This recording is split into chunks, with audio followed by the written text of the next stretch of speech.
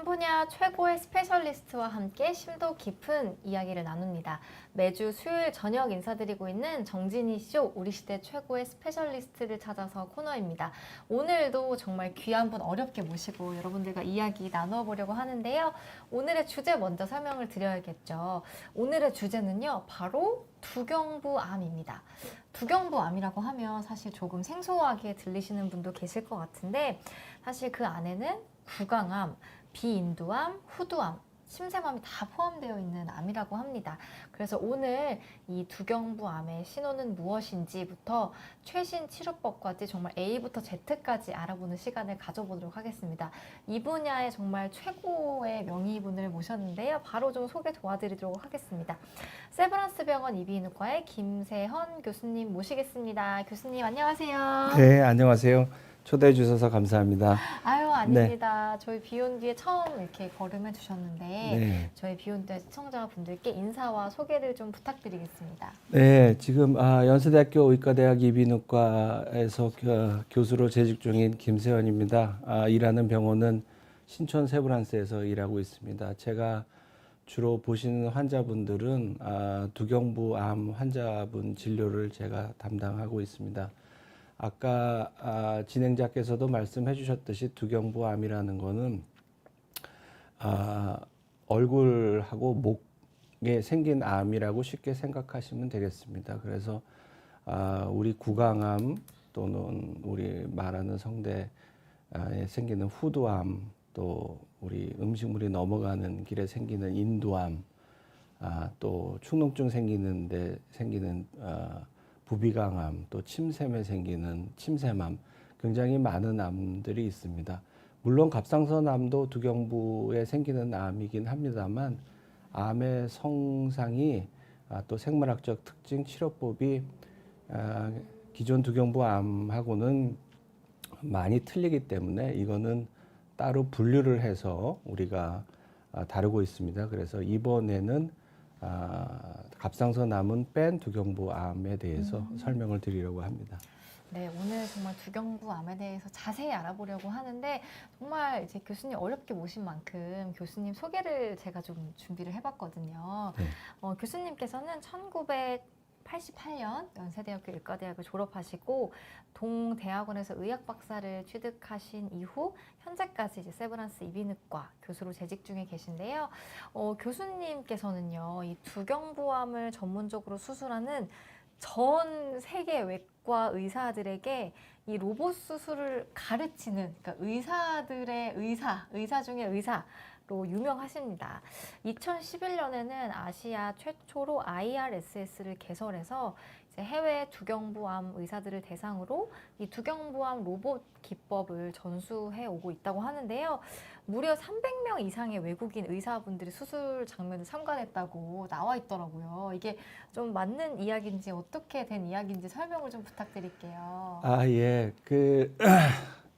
뭐 조금 있다가 기회가 되면은 말씀을 드리겠지만, 이 두경부암이라는 거는 아까도 말씀드렸듯이 얼굴하고 목에 생기는 암입니다. 근데 얼굴하고 목이 사람에게서 사람으로 살 수 있는데 가장 필요한 부분이 아닐까 생각이 됩니다.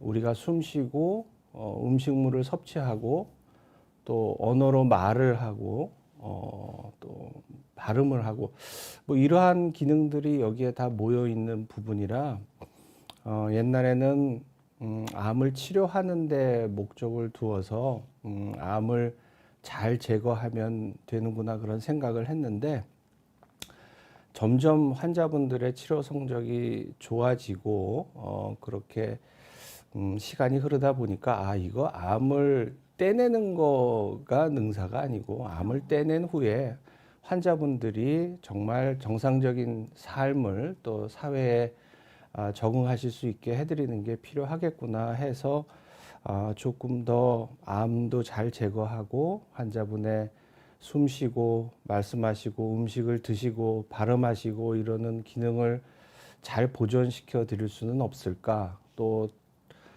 두경부암의 생존율을 더 올릴 수는 없을까, 그러한 고민을 많이 하다가 2005년에 미국 펜실바니아 대학에서 두경부암 로봇 수술이라는 게 처음 보고가 됐습니다. 그래서 그 논문을 보고 이것이 답일 수 있겠다. 그래서 뭐 무작정 이제 유펜 유니버시티 오브 펜실바니아로 가서 거기서 참관하고 또 한 두세 번 방문을 해서 트레이닝을 받고 이제 로봇 수술을 전문으로 하게 됐고, 로봇 수술이라는 거는 뭐 좀 이따 또 말씀을 드리겠지만 이 두경부암의 특징이 이 구강으로 해서 모든 장기가 다 접근이 가능합니다. 그러니까 이 구강으로 해서 카메라를 넣고 구강으로 해서 로봇팔을 집어 넣으면 사람이 들여다보지 못하는 부분, 또 사람 손이 닿지 않는 이러한 부분을 그러한 부분에 생긴 암을 로봇 카메라를 이용하고 로봇팔을 이용해서 잘 제거할 수 있겠구나. 그렇게 하면은 수술 후에 아까 말씀드린 그러한 기능을 우리가 잘 유지시켜 드릴 수 있겠구나 하는 그러한 콘셉트에서 이제 로봇 수술이 시작이 됐고요. 그래서 뭐 아시아에서는 제일 처음 2008년도에 시작을 했고, 그다음에 2008년도에 시작을 하다 보니까는 이제 아시아에서 이 로봇 수술을 트레이닝할 수 있는 센터가 필요합니다. 근데 마침 세브란스 병원이 굉장히 좋은 이런 퍼실리티를 로봇 트레이닝 하는데 가지고 있기 때문에 그때 원장님하고 의료 원장님하고 많이 도와주셔서 두경부암 로봇 수술 트레이닝 센터를 만들었습니다. 그래서 트레이닝을 하다 보면은 맨 먼저 이제 돼지부터 실험을 해서 또 카데바를 이용해서 하기 때문에 한 번 할 때 최대한 한 2분 정도까지밖에 트레이닝을 할 수가 없고요. 또 그것도 1년에 한 4번 이상은 굉장히 힘듭니다. 그래서 실질적으로 트레이닝 받으신 분들은 100명이 조금 안 되실 것 같고, 또 트레이닝은 못 받더라도 와서 또 또 트레이닝 하신 분들이나 또 트레이닝은 못 받더라도 수술을 참관하시러 오시고 싶어 하시는 분들이 많아서 아마 여러분들이 그렇게 오셔서 또 많이 수술을 참관을 하시고, 그래서 2011년부터는 이거를 좀 체계화해서 해야 되겠다. 그래서 IRS라는 게 궁금하실 텐데, 뭐예요? 인터내셔널 로보틱 서저리 심포지움입니다. 그래서 그게 뭐 로봇 수술은 뭐 일반외과도 하시고 산부인과도 하시고 비뇨기과도 하시고 뭐 다 하시지만, 이제 인터내셔널 로봇 서저리 심포지움이라고 해서 이 두경부암만 이 한정해서 이런 로봇 수술에 관한 심포지움을 만든 건 아마 세계에서 처음이 아닐까, 우리가 처음이 아닐까 생각이 되고요. 그래서 2011년부터 네. 제가 잠깐 자료를 보여드리면 네, 슬라이드를 또 준비해 주셔서요. 한번 같이 보면서 또 이야기 나눠보겠습니다.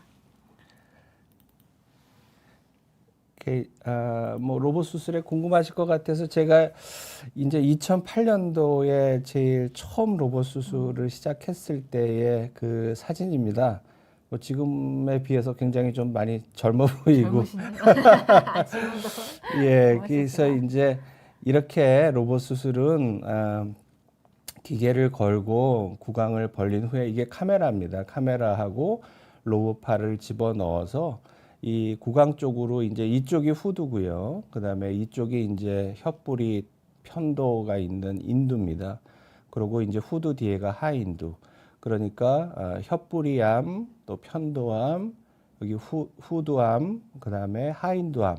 요런 부분들은 사람의 손이 들어갈 수가 없는 굉장히 깊이 위치해 있는 부분이고, 이렇게 생각하시면 됩니다. 우리가 병 안에 있는 어떤 구슬을 꺼내려 그럴 때 기존에는 병을 깨고 들어갔습니다. 그러니까 이 혓뿌리암이나 편도암 수술을 하려면은 턱을 자르고 혀를 자르고 이쪽으로 접근을 했거든요. 그러면 절개를 해서 밖으로 그렇죠. 들어가는 예, 거죠? 그러면 뭐 암은 잘 할 수 있겠습니다만, 아무래도 이 부분이 이 말하고 우리가 음식물을 섭취하고 씻고 이러는데 중요한 부분이기 때문에 장애가 생길 수밖에 없고 또 후두암이나 하인두암, 후두 뒤쪽에 이제 음식물이 식도로 넘어가는 부분이 하인두라고 하는데요. 후두는 우리가 말하고 숨 쉬는 부분입니다. 이 두 부분이 같이 붙어 있는데 여기 암이 생기면 후두를 절개를 하고 이제 이 부분을 제거를 해주고 그렇게 하다 보면 병에 구슬이 들어있는데 그 벽을 깨고 구슬을 꺼내고 나서 벽을 암만 재건을 잘 해주더라도 원래의 모습하고는 많이 변화가 있고 기능도 차이가 있을 거라고 생각이 되는데 아까도 말씀드렸듯이 이 구강이라는 통로가 있습니다. 그래서 이 구강으로 해서 사람 손이 닿지 않는 부분을 우리가 카메라를 넣어서 잘 볼 수 있고 이 로봇 카메라는 10배가 확대가 돼서 3차원으로 보입니다. 그러니까 마치 아이맥스 영화를 보는 것처럼 이 혓불이나 편도 또는 후두에 있는 암을 굉장히 크게 우리가 굉장히 디테일하게 잘 볼 수가 있습니다. 또 지금 여기는 이 그림은 이제 제가 처음에 시작했을 때 로봇 그림 다이아그램인데 지금은 이것보다도 훨씬 더 로봇이 진화를 해서 보면은 굉장히 부피도 크고 이게 굉장히 초창기에 제가 쓰던 겁니다. 지금은 굉장히 이 두경부암에 특화된 로봇이 있어서 로봇팔이 3개까지 이렇게 들어갈 수가 있습니다. 그러면 우리가 병에 있는 물건을 꺼낼 때 벽을 부수고 그 물건을 꺼내지 않고 병에 이 원래 있는 입구를 통해서 안에 있는 내용물을 꺼낼 수 있단 말이죠. 그러니까 구강을 통해서 병소를 잘 보고 장기를 보존하면서 병변을 잘 제거할 수 있는 그러한 수술법이 되겠고 두경부암에서는 굉장히 뭐랄까 한 단계 수술적 차원을 높일 수 있는 그런 수술 방법이라고 이제 생각이 돼서 2008년에 이제 제가 제일 첫 케이스 할 때 사진이고 그 다음에 그때는 이제 메이어 클리닉 계신 분이고 이분은 네. 그때 당시 이제 MD 앤더슨 뭐 저는 메모리얼 슬로안 캐터링에서 연수를 4년 했습니다만 이제 암 환자들의 마지막 희망이라고 하는 데가 메모리얼 슬로안 캐터링 또 MD 앤더슨 메이오 클리닉이잖아요. 이 두 분이 그때 저하고 뜻을 같이 해서 이렇게 셋이서 세브란스 병원에서 이제 이야. 전 세계 로봇에 관심 있는 서전들 또를 모아놓고 저희가 그러니까 해부 실습을 하면서 이제 직접 술기를 보여주고 그다음에 발표를 하고 하는 그러한 거를 2011년도에 이제 처음 했고요. 그다음에 여기 이제 보시면은 이제 이게 매년 이게 이어 나갔습니다. 세브란스 병원에서 이야. 2회, 3회, 4회, 5회, 6회 그때마다 이제 모이신 분들 이제 사진이고요.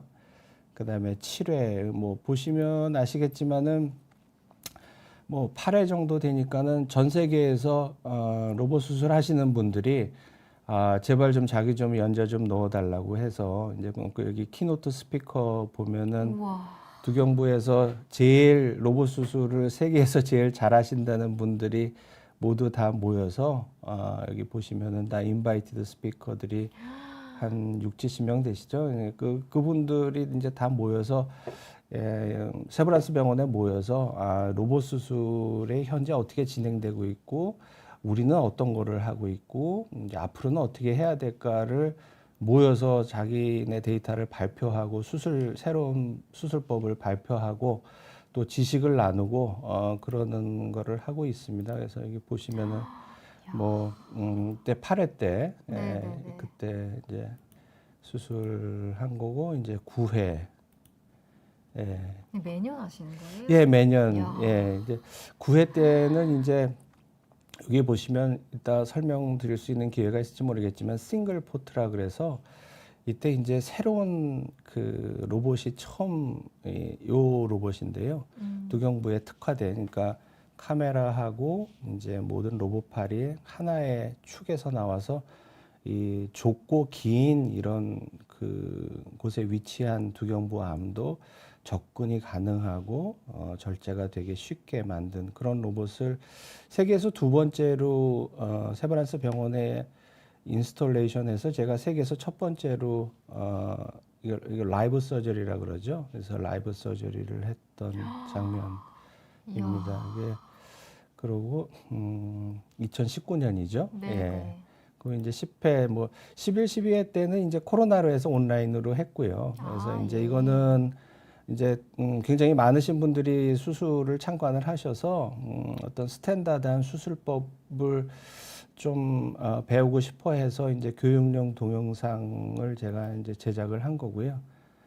이거는 4년마다 그 열리는 세계 두경부 암 학회가 있습니다. 그러니까 두경부 암 학회의 올림픽이라고 생각을 하시면 되는데 거기에는 두경부 암이라는 주제를 놓고 종양내과 항암 치료하시는 선생님, 또 방사선 치료하시는 선생님, 또 수술하는 우리 같은 두경부 암 서전, 그러니까 두경부 외과 의사 모두 모여서 한 2, 3천 명 모여서 학회를 하는데 키노트 렉처러를 5명에서 한 6명 정도, 그러니까 그 세 분야를 통틀어서 하니까 두경부 서전이 될 가능성은 이제 전 세계에서 2명 미만인데 영광스럽게도 제가 이때 부에노스아이레스에서 할 때인데 이제 선정이 돼서 로봇 수술로 이야. 해서 이때 키노트 렉처를 가졌고요.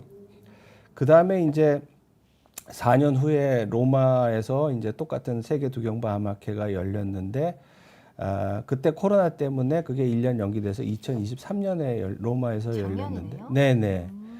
그때도 또 영광스럽게도 그러니까 또 제가 그때는 이제 싱글 포트 아까 말씀드린 새로운 로봇으로 한 두경부 암 로봇 수술을 발표를 해서 두경부 외과 의사로서는 세계 두경부 암학회에서 아마 연달아서 이렇게 2번 키노트를 한 이야. 내가 찾아보기 어려울 것 같은데 하여튼 대단하십니다. 네, 그랬고 작년에는 이제 세계 구강암 학회 때 이제 제가 회장 프레지던트를 맡아서 이제 세계 구강암 학회를 유치를 해서 그때 이제 오신 분들 그때 사진이고 이때 IRS가 이때 머지를 해가지고 세계 구강암 학회하고 같이 이렇게 했던 그런 장면입니다.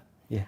야, 대단하십니다. 아니, 그러니까 정말 우리나라의 스페셜리스트가 아니라 교수님께서는 전 세계 월드와이드시네요. 아유 과찬의 말씀이십니다. 네. 야, 정말 대단하십니다. 사실 이런 수술하는 기법을 전수하기 위한 심포지움을 이렇게 여시고 더군다나 우리나라 이 세브란스 병원에서 그게 처음부터 진행이 돼서 역사를 함께 해왔다는 것 자체가 뭐 듣는 제가 다 막 너무 자랑스럽고 너무 대단하다는 생각이 듭니다. 너무 대단하시다는 댓글도 많이 올라오고 있는데요. 와, IRSS가 도대체 무엇인지 궁금했는데 이렇게나 대단한 의미가 있었습니다. 그러니까 2008년에 아시아에서는 처음으로 이 두경부암 로봇 수술을 시행하신 거죠, 교수님? 예, 맞습니다. 야, 그리고 이제 세계에서 최초로 하인두암과 후두암을 로봇 수술로 시행하셨다고요? 네, 네. 야, 비욘드의 영향력에 놀랍다고 훌륭하신 분을 초대해 주셔서 아, 감사합니다. 제가 영광입니다. 댓글도 있으신데요. 네. 그러면 아까 그 제가 듣기로는 그 어떤 수술의 기법도 기법이지만 환자분들의 삶의 질이나 예후에도 훨씬 더 긍정적인 영향을 미쳤다라는 말씀을 주셨습니다. 그래서 기존 수술이랑 로봇 수술이 좀 어떻게 다른지 좀 궁금해요. 예, 제가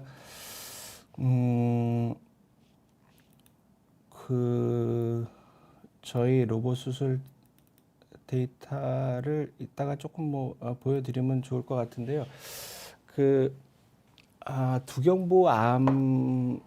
두경부암은 굉장히 치료하기도 어렵고 또 환자분들한테 굉장히 많은 고통을 주고 또 환자 보호자분들도 상당히 간병하시는데 어렵고 그렇습니다. 그거는 아까도 말씀드렸듯이 우리 이 후두 같은데 암이 생기면 숨을 잘 못 쉬시잖아요. 그러면은 아마 영화에서도 보셨을지 모르겠는데 이제 후두를 드러내면 코로 공기가 들어가서 폐로 연결이 돼야 되는데 그 중간 부분이 없어지기 때문에 목에 이렇게 구멍을 뚫어서 숨을 쉬시는 그런 상태가 됩니다.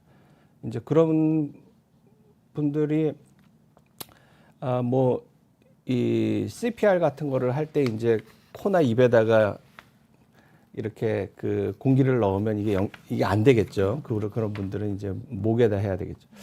근데 뭐 말씀도 잘 못 하시고, 그러니까 굉장히 그 삶의 질이 좀 많이 떨어지시고, 그래서 옛날에는 후두암 치료를 하는데 우선 그 암 있는 부분을 도려내는 게 우리의 일반적인 그런 상식이었잖아요. 네. 한 40년 전에는. 근데 장기를 드러내다 보니까 뭐 예를 들어서 뭐 위장의 반을 잘랐다, 뭐 대장의 얼마를 잘랐다 하는 거는 물론 조금 힘든 부분이 있어도 그렇게 삶을 영위하는데 그렇게 많은 결정적인 영향을 주지는 않을 것 같은데, 예를 들어서 후두를 드러내신 분들은 이게 사회생활을 하시기가 굉장히 어렵습니다. 또 아까도 말씀드렸지만 뭐 이 편도나 혀뿌리, 예를 들어서 혀뿌리에 암이 생기면 뭐 식물도 줄기하고 가지가 아무리 건강해도 뿌리가 썩으면 그 나무는 다 드러내야 되지 않습니까? 혀뿌리에 암이 생겨서 그 부분을 드러내면 혀를 살릴 수가 없단 말이에요. 그러면은 혀를 다 드러내면 뭐 암은 치료할 수 있겠지만 그분들이 발음하시고 음식을 드시고 하는데 굉장한 장애가 생기고, 또 음식도 이렇게 질질 흘리시면서 드셔야 되니까 이 가족분들도 굉장히 힘드시고, 또 말씀을 잘 발음을 못 하시니까 사회생활 하시기도 힘드시고, 하여튼 뭐 그런 굉장히 어려운 그런 상황이 많이 됐습니다. 근데 그렇게 이제 장기를 드러내는 수술을 하더라도 굉장히 두경부암이 그 치료 성적이 안 좋은 암에 속하기 때문에 우리가 아까 말씀드린 편도나 혀뿌리 이런 그런 인두암 같은 경우에는 뭐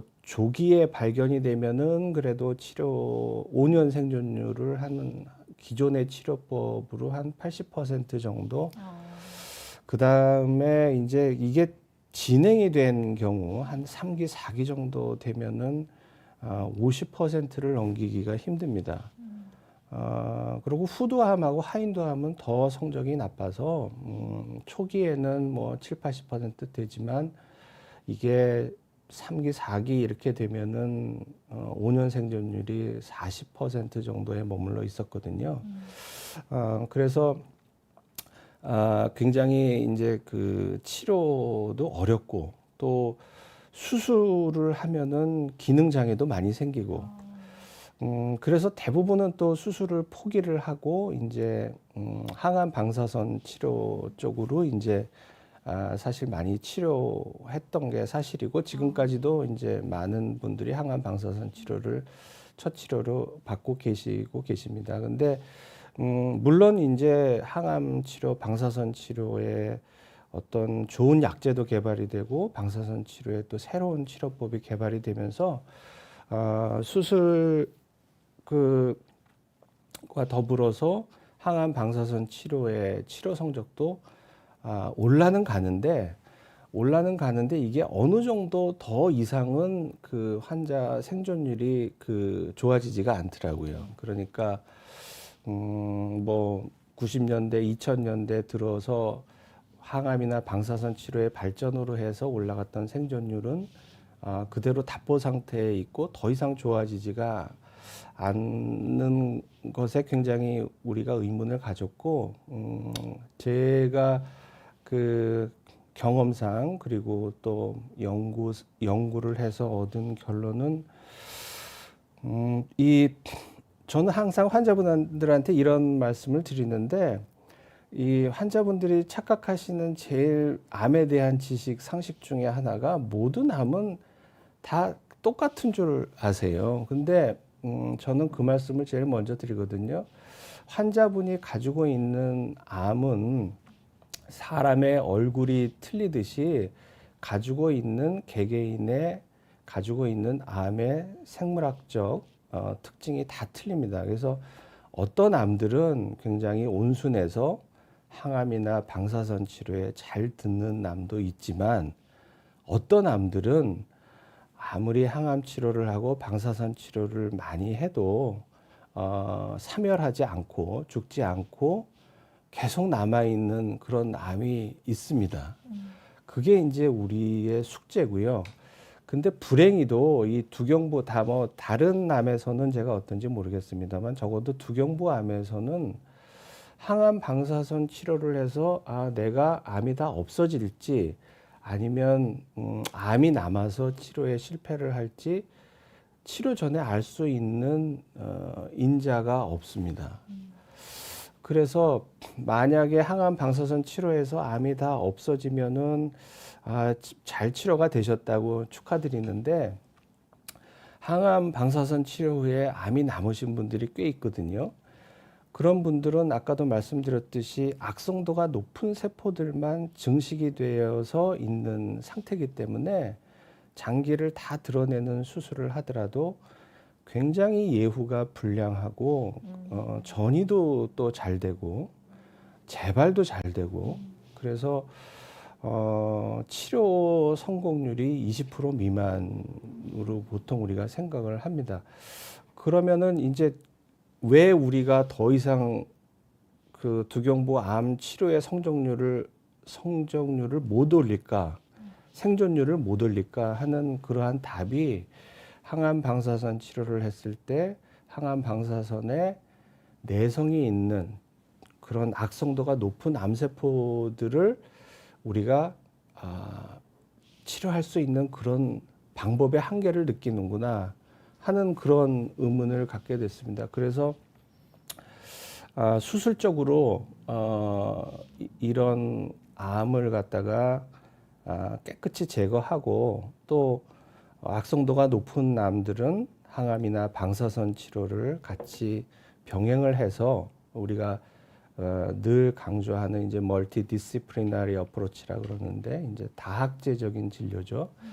그래서 치료를 하면 우리가 생존율을 더 높일 수 있겠구나. 그러니까 수술의 가장 큰 장점은 장기를 다 적출해서 기능이 굉장히 많이 나빠지는 그러한 우리 기존의 수술법, 물론 요새 수술법이 많이 개발이 돼서 장기를 보존하는 그런 수술법도 있습니다만 아무래도 밖에서 장기를 열고 들어가는 수술법은 아무래도 기능 장애를 일으킬 수밖에 없죠. 근데 로봇 수술을 이용해서 우리가 구강을 통해서 암을 잘 절제를 하면 항암 방사선 치료의 실패의 원인인 그런 항암 방사선에 잘 듣지 않고 저항이 있는 그러한 암세포들을 우리가 수술적으로 잘 제거하고 또 혹시라도 이 수술 범위를 벗어나서 눈에 보이지 않게 현미경적으로 남아있는 암세포는 항암이나 방사선 치료를 통해서 또 수술을 하면은 이 조직 샘플이 있기 때문에 우리가 이 암의 생물학적인 어떤 악성도를 짐작을 할 수가 있습니다. 그러니까 이 암은 생물학적으로 그렇게 악성도가 높지 않으니까 수술적으로 끝낼 수 있겠구나 하면 그게 베스트죠. 네. 근데 이 암은 보니까 생물학적으로 굉장히 악성도가 높은 인자를 가지고 있기 때문에 그러는 경우에는 이제 항암하고 방사선 치료를 병행한다든지 해서 우리가 더 환자의 치료 가능성 또 생존율을 높일 수 있겠구나.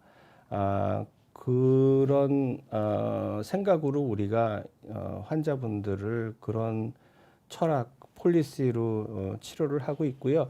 여기 사진을 보여드리면은 그래서 이게 저희가 이제 로봇 수술로 해서 얻은 네.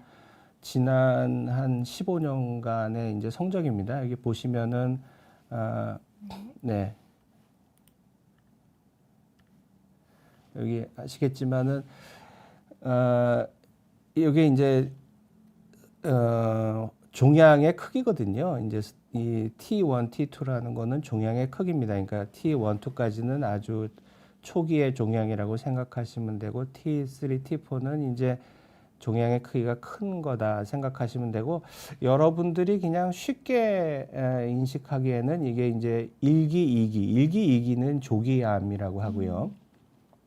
요거는 3기, 4기 암입니다. 3기, 4기 암은 굉장히 조금 진행이 된 암이라고 우리가 이제 생각을 하는데 여기 보시면은 1기, 2기 조기암은 편도암이나 이제 혀뿌리암 같은 경우에는 저희가 5년 생존율이 97%를 지금 보고 있습니다. 그러니까 거의 이 정도면은 조기에 발견하는 편도암이나 혀뿌리암은 이제는 거의 완치가 가능한 암이다 하고 이제 그렇게 저희가 조심스럽게 말씀을 드려도 되지 않겠나 하는 그런 생각을 가지고 있고 심지어 진행된 암에서도 굉장히 치료 성적이 좋습니다. 이제 물론 더 많은 환자분들의 자료와 또 데이터가 축적이 돼야 이게 점점점 완성도가 높아지겠지만 뭐 적어도 저희가 10년 모은 데이터를 가지고 보건데 굉장히 이런 데이터는 고무적이고요. 아까 말씀드렸듯이 3기, 4기의 암은 기존 치료법으로는 지금 보고된 거로는 이런 이 종양의 크기가 큰 3기, 4기 암은 5년 생존율이 50% 정도가 가장 좋은 성적을 보이고 있는데 저희 치료는 뭐 그거를 훨씬 상회해서 굉장히 좋은 성적을 지금 보여주고 있습니다. 이거는 이 편도암하고 이제 혀뿌리암에서 그러면은 정말로 암이 아무 문제를 안 일으키고 그런 상태로 계신 분의 환자는 몇 %가 되느냐 봤을 때 이거는 이제 원발병소가 재발하는 경우도 있고요. 그 다음에 암이 다른 장기로 전이가 되는 것도 있죠. 그 다음에 암이 또 이 목에 있는 경부 임파선으로 전이가 돼서 또 거기서 자라는 경우도 있습니다. 그래서 그 중에 어느 하나라도 이 환자분한테 그런 게 나타났을 때는 우리가 이제 치료가 실패했다고 생각을 하고 굉장히 스트릭트하게 이제 성공률을 봤을 때는 이제 1기, 2기에서는 92%, 3, 4기 진행됐을 때는 80%. 80%라는 거는 굉장히 많은 굉장히 높은 네, 치료 네. 성공률입니다. 근데 보시면은 대부분이 이제 치료 실패의 원인이 이제 전신전이나 아니면 경부 림파선 전이고 로봇 수술을 한 부위에서 재발이 된 거는 3.5%다 그러면은 굉장히 로봇 수술한 부위에 이 안정성이랄까 종양을 잘 치료하는 데 있어서는 굉장히 좋은 성적이다 생각이 되고 이거는 이제 뭐 혀뿌리암 편도암에서 그러면은 5년을 사시는데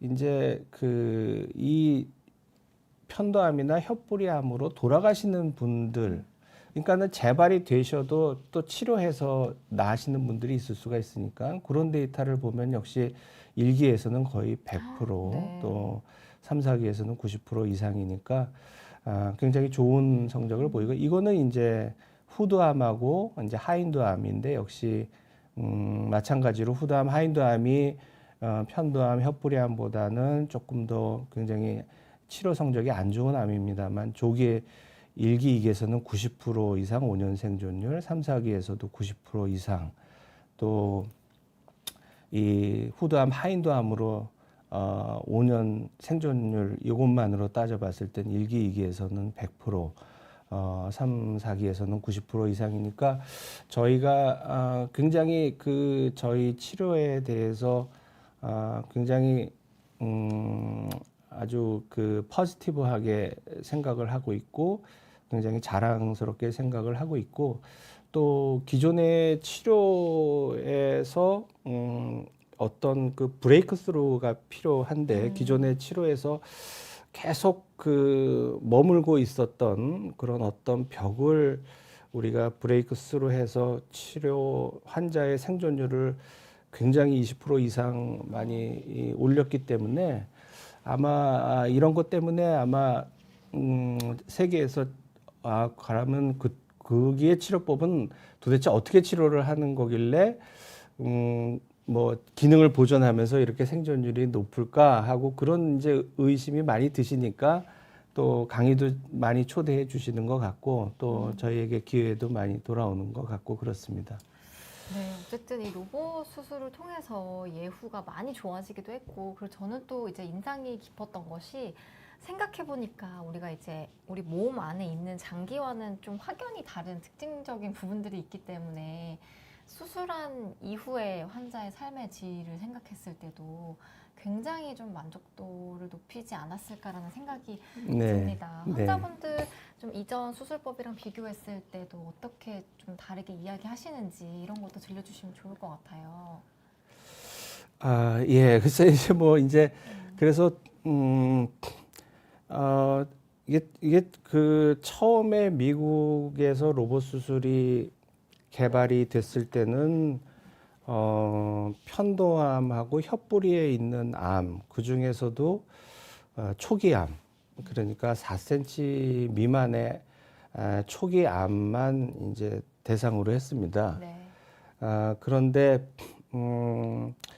그 제가 이제 그 환자분들을 보다 보니까 이 후두하고 하인두 쪽은 정말 그 아까도 말씀드렸듯이 장기를 적출하면 삶의 질이 굉장히 안 좋아지고 사회생활을 하시기가 힘들거든요. 뭐 제가 그 이 어떤 지면을 통해서도 뭐 이 조금 그런 인터뷰 할 때 말씀을 많이 드린 말씀을 몇 번 드린 것 같은데 제가 그 조교수 때 후두암에 걸리신 분이 계셨어요. 그래서 그 후두를 다 드러내는 수술을 해드렸습니다.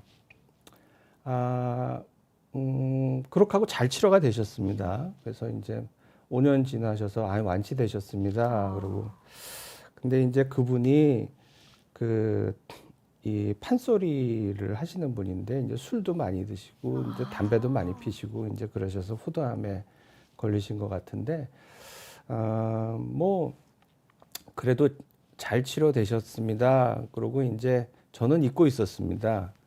근데 몇 년 지나서 이제 그분 부인도 역시 창하시는 분인데 그분 부인이 저한테 진료를 받으러 오셨더라고요. 그래서 뭐 교수님 저희 남편이 이렇게 후두암 했는데 저도 좀 봐주세요. 그래서 봐드리고 괜찮습니다. 그러고 뭐 무슨 환자분 잘 계시죠? 그러니까 갑자기 고개를 떨구시면서 돌아가셨다 그러시는 거예요. 그래서 어떻게 그 제가 보고서 또 완치됐다고 해서 잘 치료된 걸로 저는 알고 있었는데요. 그러니까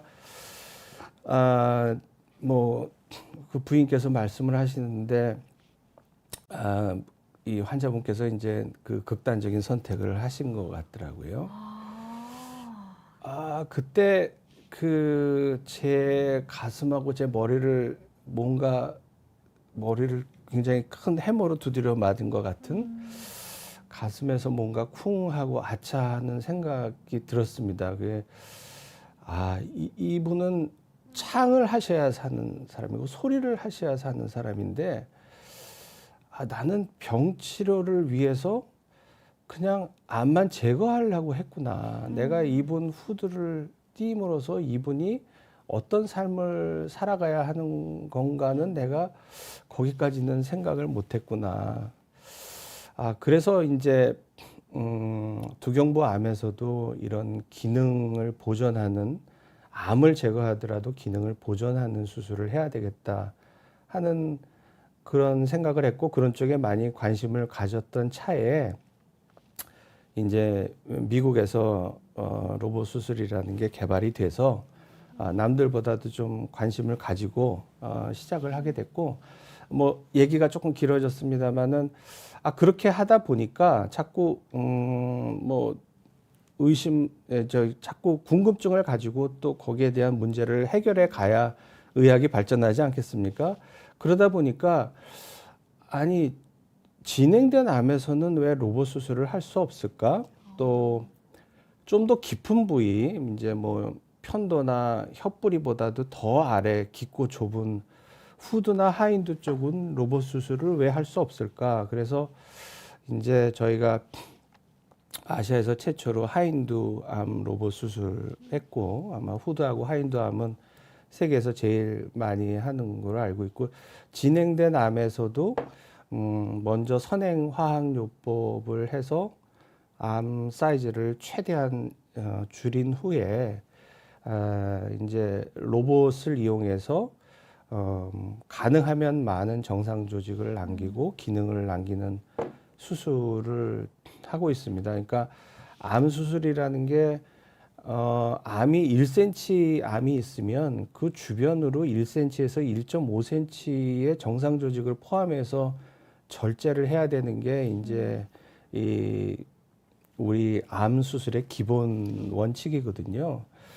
근데 뭐 후두나 하인두에서 정상 조직 1cm를 포함을 해서 절제를 하면 후두나 하인두, 후두를 살리기가 굉장히 어렵습니다. 또 혀를 살리기가 굉장히 어렵겠죠. 그래서 더군다나 진행된 암은 4cm 이상이 되는 암인데 4cm에서 거기다가 1.5cm를 더해서 이 사방으로 1.5cm를 더해서 그 암을 제거를 하면은 장기를 보존하기가 거의 불가능합니다. 그렇기 때문에 선행화학요법 이 진행된 암에서입니다. 진행된 암에서 선행화학요법을 통해서 암 사이즈를 최대한 줄이면 물론 암이 있는 부분은 다 절제 범위에 포함시켜야 되지만 정상 조직을 1.5cm나 1cm가 아닌 수미리만 포함을 시켜서 절제를 해도 괜찮지 않을까 이제 그런 생각으로 우리가 그런 프로토콜을 2015년부터 지금까지 이제 진행하고 있고 이제 이 데이터가 이제 그거를 말해줍니다. 그래서 그렇게 수술을 했을 때도 우리가 굉장히 그 환자의 치료 성적이 좋더라. 그리고 조직이 있기 때문에 그 조직을 가지고 암의 그 생물학적인 특징을 우리가 알 수가 있습니다. 그래서 방사선 치료의 용량을 우리가 최소한으로 할 수 있습니다. 그러니까 이제 그 현재의 암 치료는 아까도 말씀드렸듯이 다학제적인 진료, 이제 멀티디시플리너리 어프로치라 그러죠. 뭐 수술이 능사도 아니고 방사선 치료 단독이 능사도 아니고 항암 단독이 능사도 아닙니다. 이 세 가지가 잘 조화를 이루어서 이 세 가지를 어떻게 믹스를 해서 암을 이기느냐. 우리 뭐 얼마 전에도 축구 다 보셨겠지만은 히딩크 감독의 뛰어난 점이 그거지 않습니까? 얼마만큼 이 좋은 선수들을 적재적소에 기용을 해서 얼마만큼 훌륭한 전략을 짜느냐. 우리 이 세 가지 치료 모달리티를 얼마만큼 적재적소에 잘 이용을 하고 최대한 좋은 성적을 낼 수 있는 그런 방법으로 이용하느냐. 그게 이제 가장 저는 중요하다고 생각이 되는데, 그렇게 해서 이제 그 진행된 암에서도 이제 로봇 수술이 가능하다는 거를 이제 보여줬죠. 그것이 아마 세계 최초로 저희가 뭐 거의 굉장히 좋은 논문에 한 30편 이상을 저희가 발표를 했습니다만, 그러니까는 미국에서 처음 시작은 했지만 편도나 혀뿌리에 있는 초기 암밖에는 수술을 못했는데 이거를 후두나 하인두 암에도 적용을 하고 또 3기, 4기 진행된 암에서도 적용을 해서 이제는 이제 로봇 수술로 해서 모든 두경부암을 다 치료할 수 있는 그런 상황이 됐으니까 후두나 하인두암 또 진행된 두경부암에서의 이런 치료는 이 영어로 하면 이제 너블하다 그러지 않습니까? 그러니까 다른 사람이 할 수 없는 거를 우리가 만들어내서 또 좋은 성적을 보이니까 또 그런 노블한 것에 굉장히 또 이 우리 의사들은 굶주려 있지 않습니까? 그러니까 그런 데 대해서 조금 자꾸만 배우고 싶어 하고 또 강의도 듣고 싶어 하고 이제 그래서 그런 것 같고 그다음에 이제 그 기존의 치료법하고 이 비교를 해서 말씀을 드리면 이제 기존의 치료법은 물론 이제 아까도 말씀드렸지만은 이 밖에서 접근을 해서 어떤 이 장기를 깨고 들어간다든지 장기를 적출하는 수술은 굉장히 그것 자체로도 기능 장애나 어떤 환자분들의 어떤 그 정상적인 생활을 방해하는 그러한 부분이 있기 때문에 아무래도 조금 한계가 조금 다다르지 않았나. 그래서 앞으로는 이제 수술법도 이 최소 침습적이고 그다음에 회복도 빨리 되고 그다음에 종양학적으로도 안전하고 그다음에 방사선이나 항암을 추가하더라도 환자분들이 그렇게 기능에 크게 장애가 안 생기는 이제 그런 수술적인 방법으로 우리가 점점 지향해야 되지 않나 이제 그런 생각을 가지고 있습니다. 네. 그러니까 어떻게 보면 병을 완전히 제거하는 걸 넘어서서 환자분들의 어떤 만족도 뭐 그런 것까지 다 고려해서 어떤 치료법의 가장 앞선에 있어서 이렇게 길을 만들어 가신다는 생각이 좀 듭니다, 교수님. 너무 대단하십니다. 감사합니다. 네. 명의들의 아주 소중한 방송이라고 이렇게 칭찬해 주시는 분들도 계시고요. 질문 주신 분들도 계신데 저희가 질문은 좀 한쪽에 잘 정리를 해두고 있으니까 잠시 기다려주시면 감사드리겠습니다. 그럼 전체 화면으로 띄워주셔도 될 것 같습니다. 그러면 우리 교수님에 대한 이야기를 좀 들어봤는데요. 지금부터 오늘도 시간이 너무 빨리 가서요, 교수님. 그렇죠? 네네. 벌써 50분이나 흘러가서요. 네. 지금부터는 우리가 두경부암에 대해서도 좀 이야기 나누어 보고 배우는 시간을 가져보면 좋을 것 같습니다. 두경부암, 아까 이제 얼굴이랑 목 부위에 발생하는 암이라고 말씀을 주셨는데요. 이제 정확히 좀 어디에 생기는 암인지 그런 범위, 종류 이런 것들 먼저 한번 짚어주시면 감사하겠습니다. 네. 아까도 제가 말씀을 드렸는데 이제 네. 우선은 이제 음식을 씹는 이제 구강이 있겠죠. 구강은 그 혀 부분이 있겠고요. 또 이제 구강 점막, 그다음에 이제 혀 밑부분을 이루는 구강저라는 게 있습니다. 근데 이제 이 구강암은 굉장히 많은 부분을 차지를 합니다. 두경부암 중에서. 그래서 최소한 두경부암에서 한 3분의 1 이상을 이제 그 구강암이 차지를 하는 것 같고요. 이제 가장 많은 원인은 이제 그 담배하고 이제 술이 원인이 아닐까 생각이 됩니다. 그리고 이 구강암은 일찍 발견이 되면 이제 혀를 다 절제를 하지 않고서 암을 잘 제거할 수가 있고 그다음에 이 혀의 50% 정도만 남아도 우리가 음식을 먹거나 발음을 하거나 하는데 사회생활을 하시는데 큰 지장이 없으시거든요. 그러니까 일찍 발견하는 게 구강암은 중요하고요.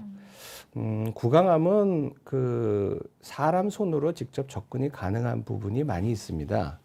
그렇기 때문에 굳이 로봇을 안 하더라도 그냥 사람 손으로 해서 암을 제거할 수 있는 부분이 대부분인 경우가 많고, 그 다음에 이제 이 진행이 많이 되면 4cm 이상 크기가 그러고 괜히 많이 이제 이 깊이 파고 들어간 그런 암들은 아무래도 이제 심하면은 이제 구강을 이게 받치고 있는 턱뼈 있는 데까지도 침범을 하고 그러면은 그 부분을 다 드러내야 되고 수술을 해야 되니까 이제 재건도 해줘야 되고 굉장히 그 수술 후에도 이제 조금 기능적 장애가 많이 남는 그런 부분입니다. 그래서 어쨌든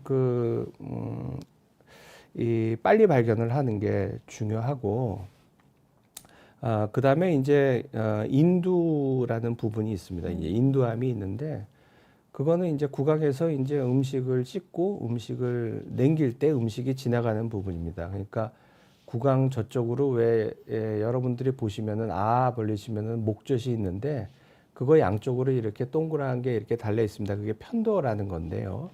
그런 편도암이 있고 또 이제 이 혀의 뿌리를 이루는 설근부라 그러는데 그런 혀 뿌리 부분이 있습니다. 그래서 이제 음식이 그 부분을 거쳐서 이제 하인두를 거쳐서 식도로 넘어가게 됩니다. 그래서 이제 하인두라는 거는 우리가 이제 목적인데 우리가 말하고 숨쉬는 이런 후두의 뒤쪽입니다. 그래서 음식을 구강에서 씹어서 이제 인두를 통해서 이제 후두 뒤쪽 하인두 쪽으로 이제 음식이 넘어가서 식도로 들어가게 되죠. 그래서 우리가 물을 먹다가 갑자기 막 놀래면은 기침을 하고 사례가 걸리는 게 이제 후두 뒤로 음식이 하인두 쪽으로 넘어가야 되는데 그게 이제 앞에 있는 후두로 해서 이제 성대 쪽으로 들어가면 그게 바로 폐로 연결이 돼 있거든요. 그래서 이제 음식물이 폐로 들어가니까 이제 그게 사례가 걸리고 이제 그렇게 되는 거고요. 그래서 편도에 생기는 암, 또 혀뿌리에 생기는 암, 또 하인두에 생기는 암, 그게 이제 인두암이라고 하는 부분이 있습니다. 그거 역시 한 두경부암에서 한 3분의 1 정도를 차지를 합니다. 그 다음에는 이제 우리 이 목 있는데 이렇게 목에 툭 튀어나온 아담스 애플이라 그러는데 이제 목젖이라고 여기 그러죠. 예. 거기가 이제 후두입니다. 그거는 이제 성대라는 게 있어서 우리가 말하고 또 성대를 통해서 이제 공기가 왔다 갔다 하면서 폐로 공기를 전달해 주기 때문에 이제 숨 쉬고 이러는 부분인데 거기에 암이 생기면은 이건 우리가 후두암이라고 하고요. 이게 이제 주된 원인 후두암은 아무래도 이제 담배가 가장 주된 원인입니다. 그런데 옛날에는 굉장히 그 담배 때문에 후두암의 발생 빈도가 상당히 높았는데 요새는 많이 이제 이 젊으신 분들도 그렇고 담배를 안 피시는 분들이 많아서 그런지 후두암의 발생 빈도는 점점 좀 줄어드는 것 같아요. 그래서 옛날에는 이게 구강암, 인두암, 후두암이 한 3분의 1, 3분의 1, 3분의 1씩이었는데 지금은 한 후두암이 3분의 1보다는 조금 못한 한 한 4분의 1 정도. 그리고 이제 나머지 10% 미만은 이제 우리 침샘에 생기는 타액선암, 또 우리 축농증에 생기는 얼굴뼈에 공기가 들어 있습니다. 근데 그런 코 주변에 얼굴뼈 안쪽에 공기가 차 있는 그런데 생기는 이제 부비동에 생기는 부비동암. 그다음에 이 질환은 이 방송에서도 많이 좀 보도가 된 것 같은데요. 이제 코 뒤쪽에 비인두라는 게 있습니다. 흔하지 않은 암인데 또 코 뒤쪽에 이제 그 비인두라는 쪽에 생기는 암, 그런 여러 가지 암을 합쳐서 이게 한 10% 미만이 되는 것 같고 그래서 이제 대체로 이제 그런 암들이 있다 이제 생각을 하시면 될 것 같습니다. 네, 아니 종류가 굉장히 많네요, 교수님. 네. 사실 두경부암이라고 하면은 조금 저는 생소한 느낌이긴 했는데 이제 구강암, 후두암 이런 암 말고도 굉장히 많은 종류가 있다. 이런 걸 좀 기억을 해주시면 좋을 것 같습니다. 사실 이제 얼굴이랑 목 쪽에 이제 생기는 암이다 보니까 굉장히 관리해야 될 것들도 많고 까다로운 암이다라는 말씀을 주셨는데 생존율이 많이 올라가고 있기는 하지만 이 중에서 좀 예후가 그래도 좀 괜찮은 암도 있을 것 같고 조금 아직도 예후가 좀 낮은 암도 있을 것 같은데 조금 비교해서 설명해 주시자면요. 예. 아까 이제 로봇 수술에 제일 많은 대상이 되는 게 인두암이고요. 네. 인두의 암의 대표적인 게 이제 우리 편도선이라고 하는데 암이 생기는 그런 편도암. 그다음에 혀뿌리에 생기는 이제 설군부암이 되겠습니다. 근데 대부분 두경부암은 흡연하고 이제 음주가 굉장히 직접적인 연관이 있는데요. 이 인두에 생기는 암은 그 인유두종 바이러스라는 바이러스가 있는데 그것 때문에 생기는 경우가 상당히 많습니다. 아, 인두암이요? 네. 오. 그래서 이제 재밌는 일화를 좀 제가 말씀을 드리면, 네네네.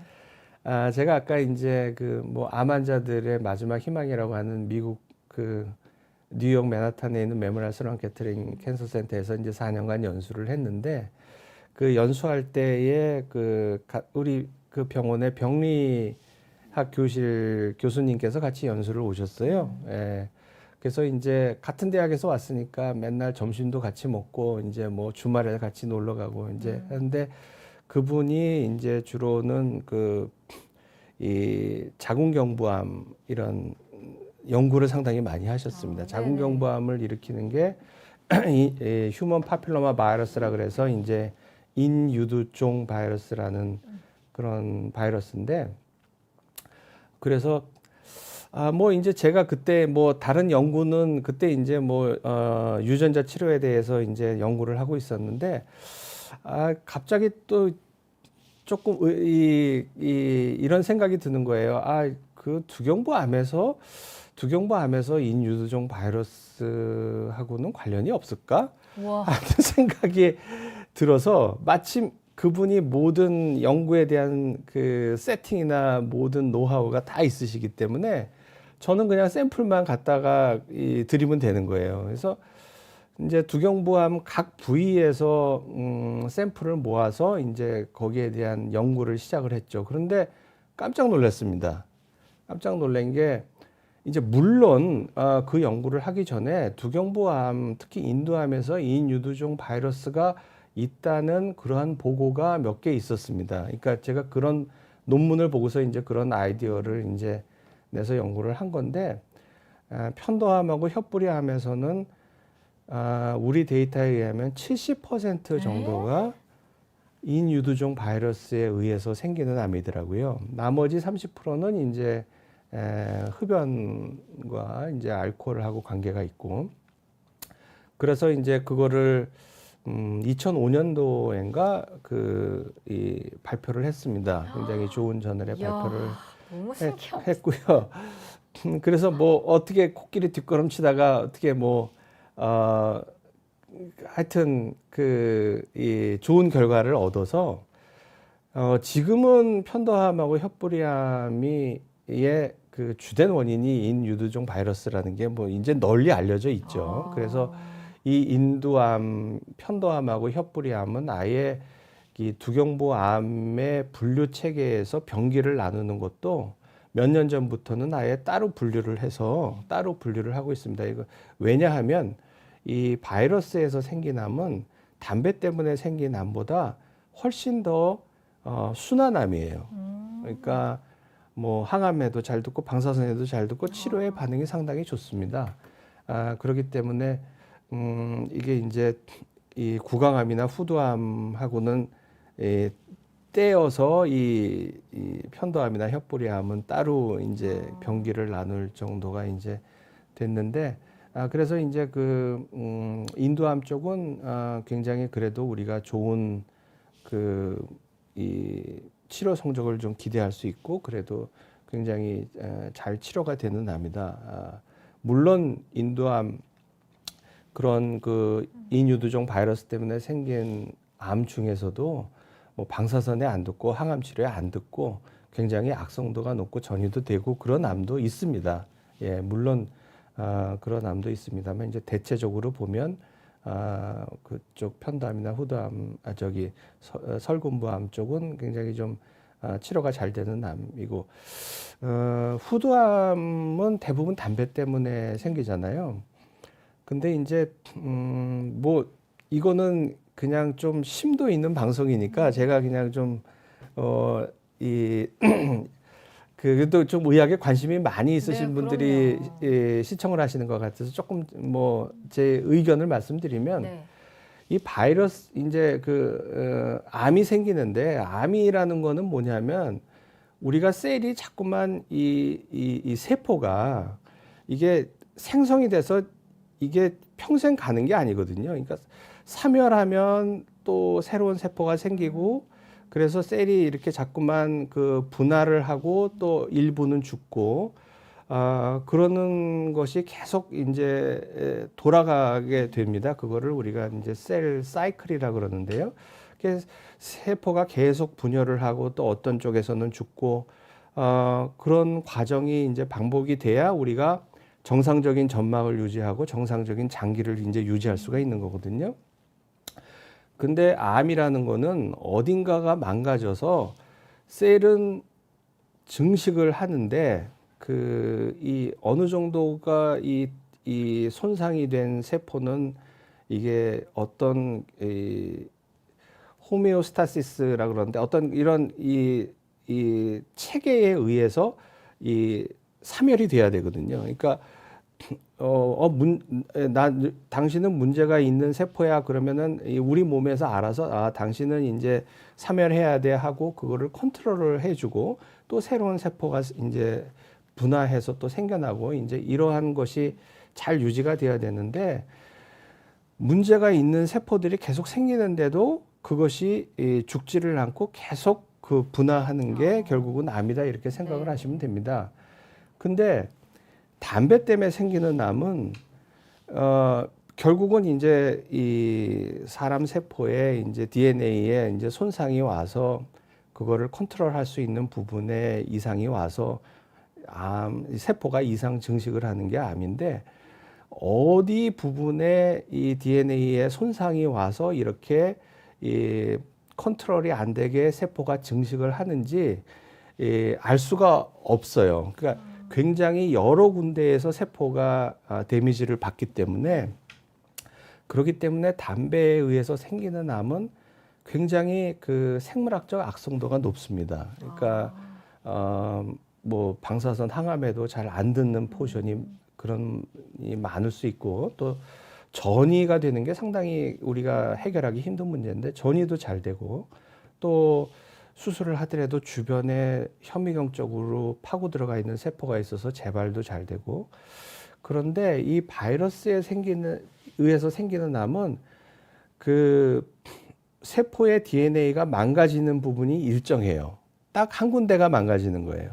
그렇기 때문에 세포가 이상 증식을 해서 암이 생기는 겁니다.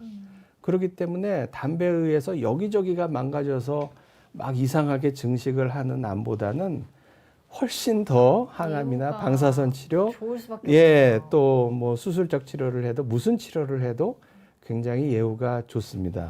예, 그래서 편도암이나 설군밤은 이제 그런 특징을 가지고 있고요. 그다음에 아까 말씀드린 대로 이제 후두암은 대부분 담배 때문에 생기거든요. 그리고 하인도암도 역시 마찬가지입니다. 그래서 그거는 방사선에도 항암 치료에도 안 듣는 암의 포션이 높아요. 그래서 우리가 진행된 암에서는 5년 생존율이 40% 밑으로 우리가 보통 대부분 보고를 하고 있고 물론 우리 데이터는 굉장히 좋지만 거기에 우리 데이터는 이제 수술적인 치료가 같이 컴바인이 됐기 때문에 이제 좋다고 생각이 되고요. 그 다음에 이제 구강암도 역시 그 담배가 원인이고요. 그 다음에 또 많은 원인은 이 인도나 이런 대만 또 말레이시아, 인도네시아 이런 나라들은 이런 우리나라에는 없는 것 같습니다. 이제 씹는 담배가 있습니다. 이제 이런 빛낭이라 그러는데 이런 씹는 이런 열매 같은 게 있어요. 그거를 이제 우리가 씹는 담배 이제 그렇게 통칭해서 하는데 담배 종류는 아니고요. 그게 이제 약간 환각작용이 있어서 우리나라에는 이제 수입이 금지된 걸로 제가 알고 있습니다만 그거를 굉장히 많이 쓰게 그게 이제 굉장히 톡식하기 때문에 점막에 직접적인 손상을 주어서 그것 때문에도 이제 구강암이 많이 생기고 그래서 인도에서는 구강암이 이 남자 암 중에서는 가장 많이 생기는 암이 그래요? 예, 구강암이고 아, 대만이나 말레이시아, 인도네시아 이쪽에서는 상당히 구강암이 많습니다. 그리고 또 구강암의 특징은 뭐냐면은 우리가 통계적으로 보고 그다음에 치료 경험적으로 보면 방사선 치료에 잘 듣질 않아요. 그게 이렇게 그 턱뼈가 이렇게 그 감싸고 있어서 그러는지는 제가 그냥 추측입니다만 그래서 첫 치료로 해서 방사선 치료나 항암 치료를 하는 거는 크게 이제 그렇게 권해드리고 싶지는 않고 구강암은 방사선 치료에 잘 듣지 않는 암이다. 그래서 가능하면 수술이 좋은데 이제 진행이 많이 되면 이제 혀를 살릴 수 있는 부분이 없기 때문에 가능하면 초기에 발견해서 수술을 하시는 게 좋고 수술을 하더라도 혀의 50%만 남아 있으면 사회생활 하시는데 크게 지장이 없기 때문에 구강암에서는 조기 진단 수술이 중요하다 그런 좀 특징을 가지고 있습니다.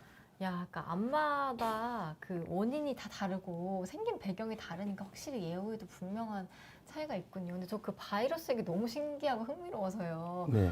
와, 그러면 우리 그 왜 자궁경부암 백신 많이 맞잖아요, 교수님.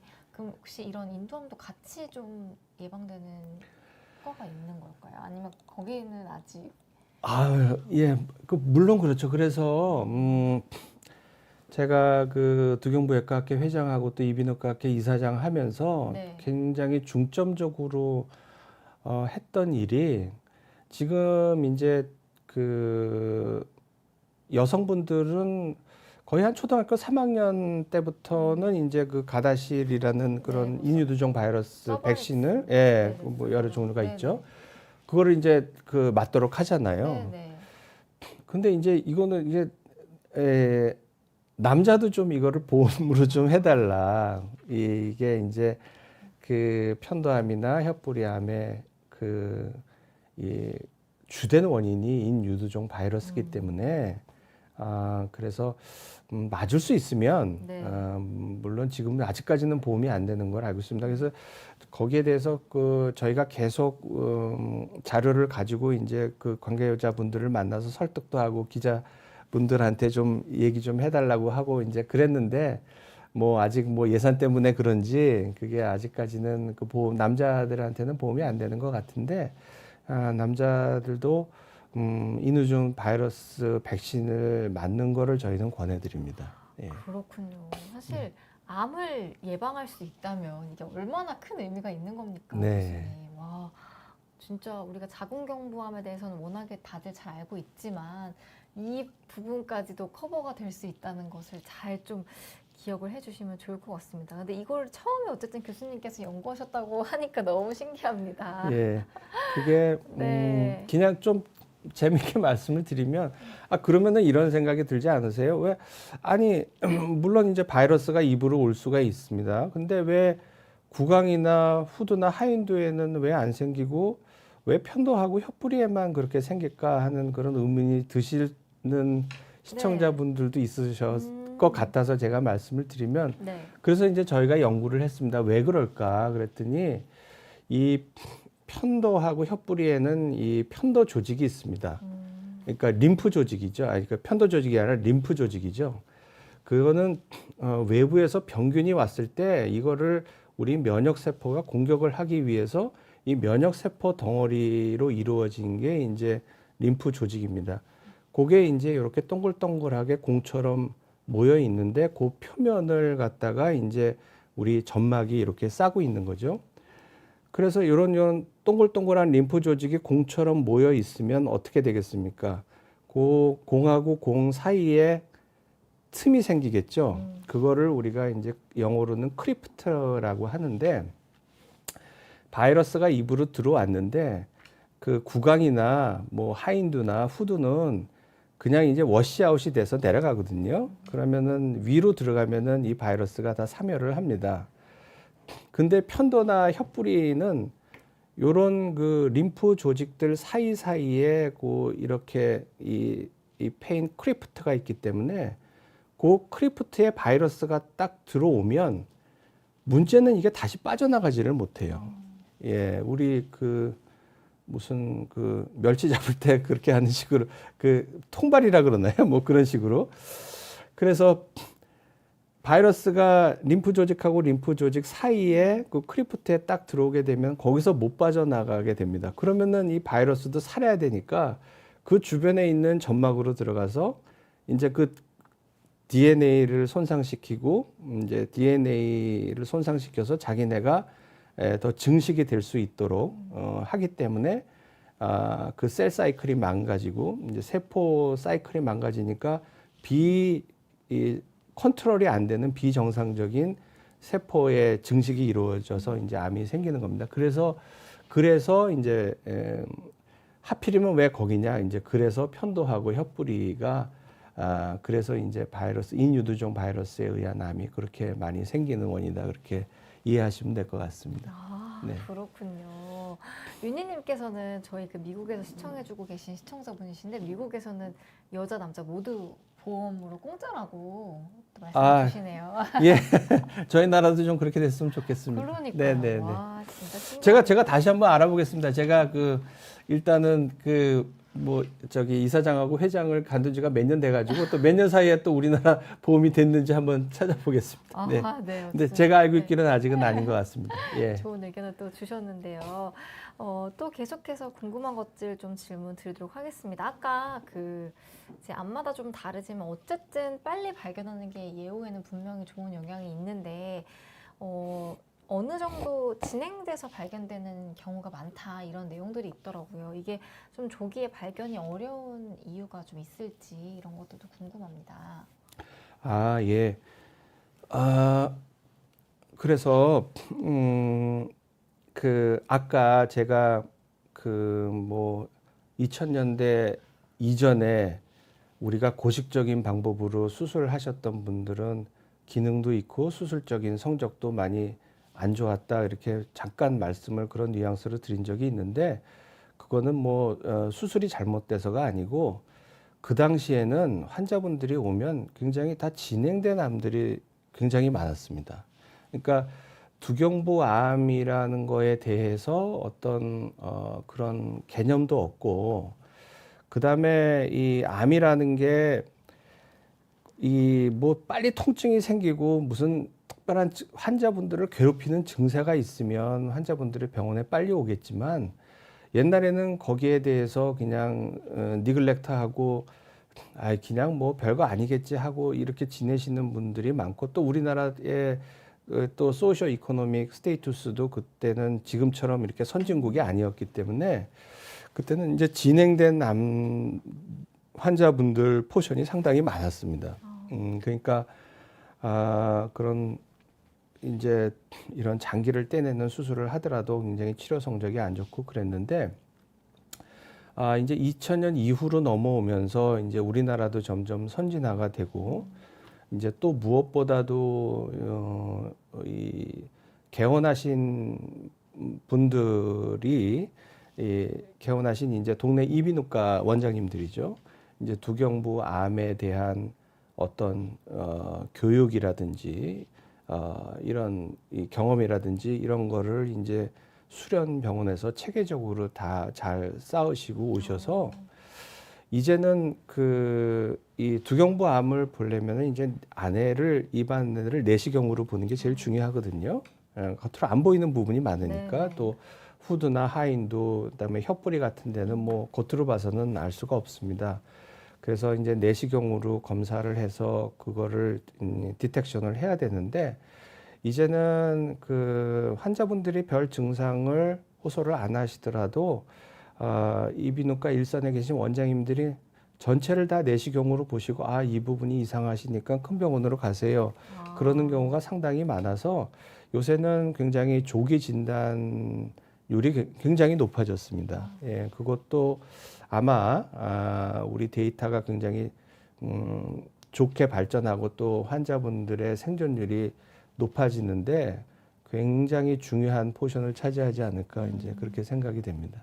그렇군요. 네. 어쨌든 조기 진단이 좀 빨리 돼야 되는 암인데 혹시 그러면 그 환자분들이 느끼시는 뭐 증상이나 신호 같은 것들도 있나요? 아, 예. 뭐 그냥 뭐 그냥 제일 이 상식적으로 생각해서 이제 이뭐 그 환자분들이 맨 먼저 느낄 수 있는 증상이 뭐 입안에 이제 뭐 궤양은 많이 생길 수 있습니다만 궤양이 생기는데 우리가 보통 입안에 생기는 궤양은 이제 아프토스 얼서라 그래서 뭐 피곤하시고 스트레스 받거나 그러면은 뭐 누구나 다 생기죠. 근데 그거는 이제 대부분 1주, 2주 되면 없어지거든요. 근데 없어지지 않고 자꾸 커지면서 모양도 이상해지고 출혈도 되고 잘 낫지 않는 궤양이 있을 때 그 다음에는 뭐 구강하고 인두 쪽이니까요. 음식물을 삼키는데 목에 삼킬 때마다 목에 뭔가 불편감이 있다. 뭐 그런 증상도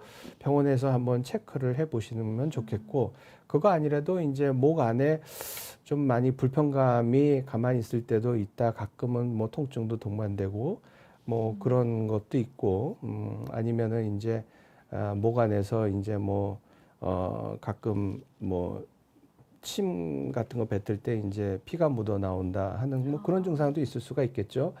근데 이제 이거는 기본적으로 우리가 생각할 수 있는 증상이고요. 제가 강조하고 꼭 말씀드리고 싶은 거는 그 목에 종물이 만져지는 겁니다. 그러니까 목에 덩어리가 만져진다. 근데 그게 통증이 없고 자꾸만 커진다. 그리고 편측성으로 생긴다. 한쪽으로 생긴다.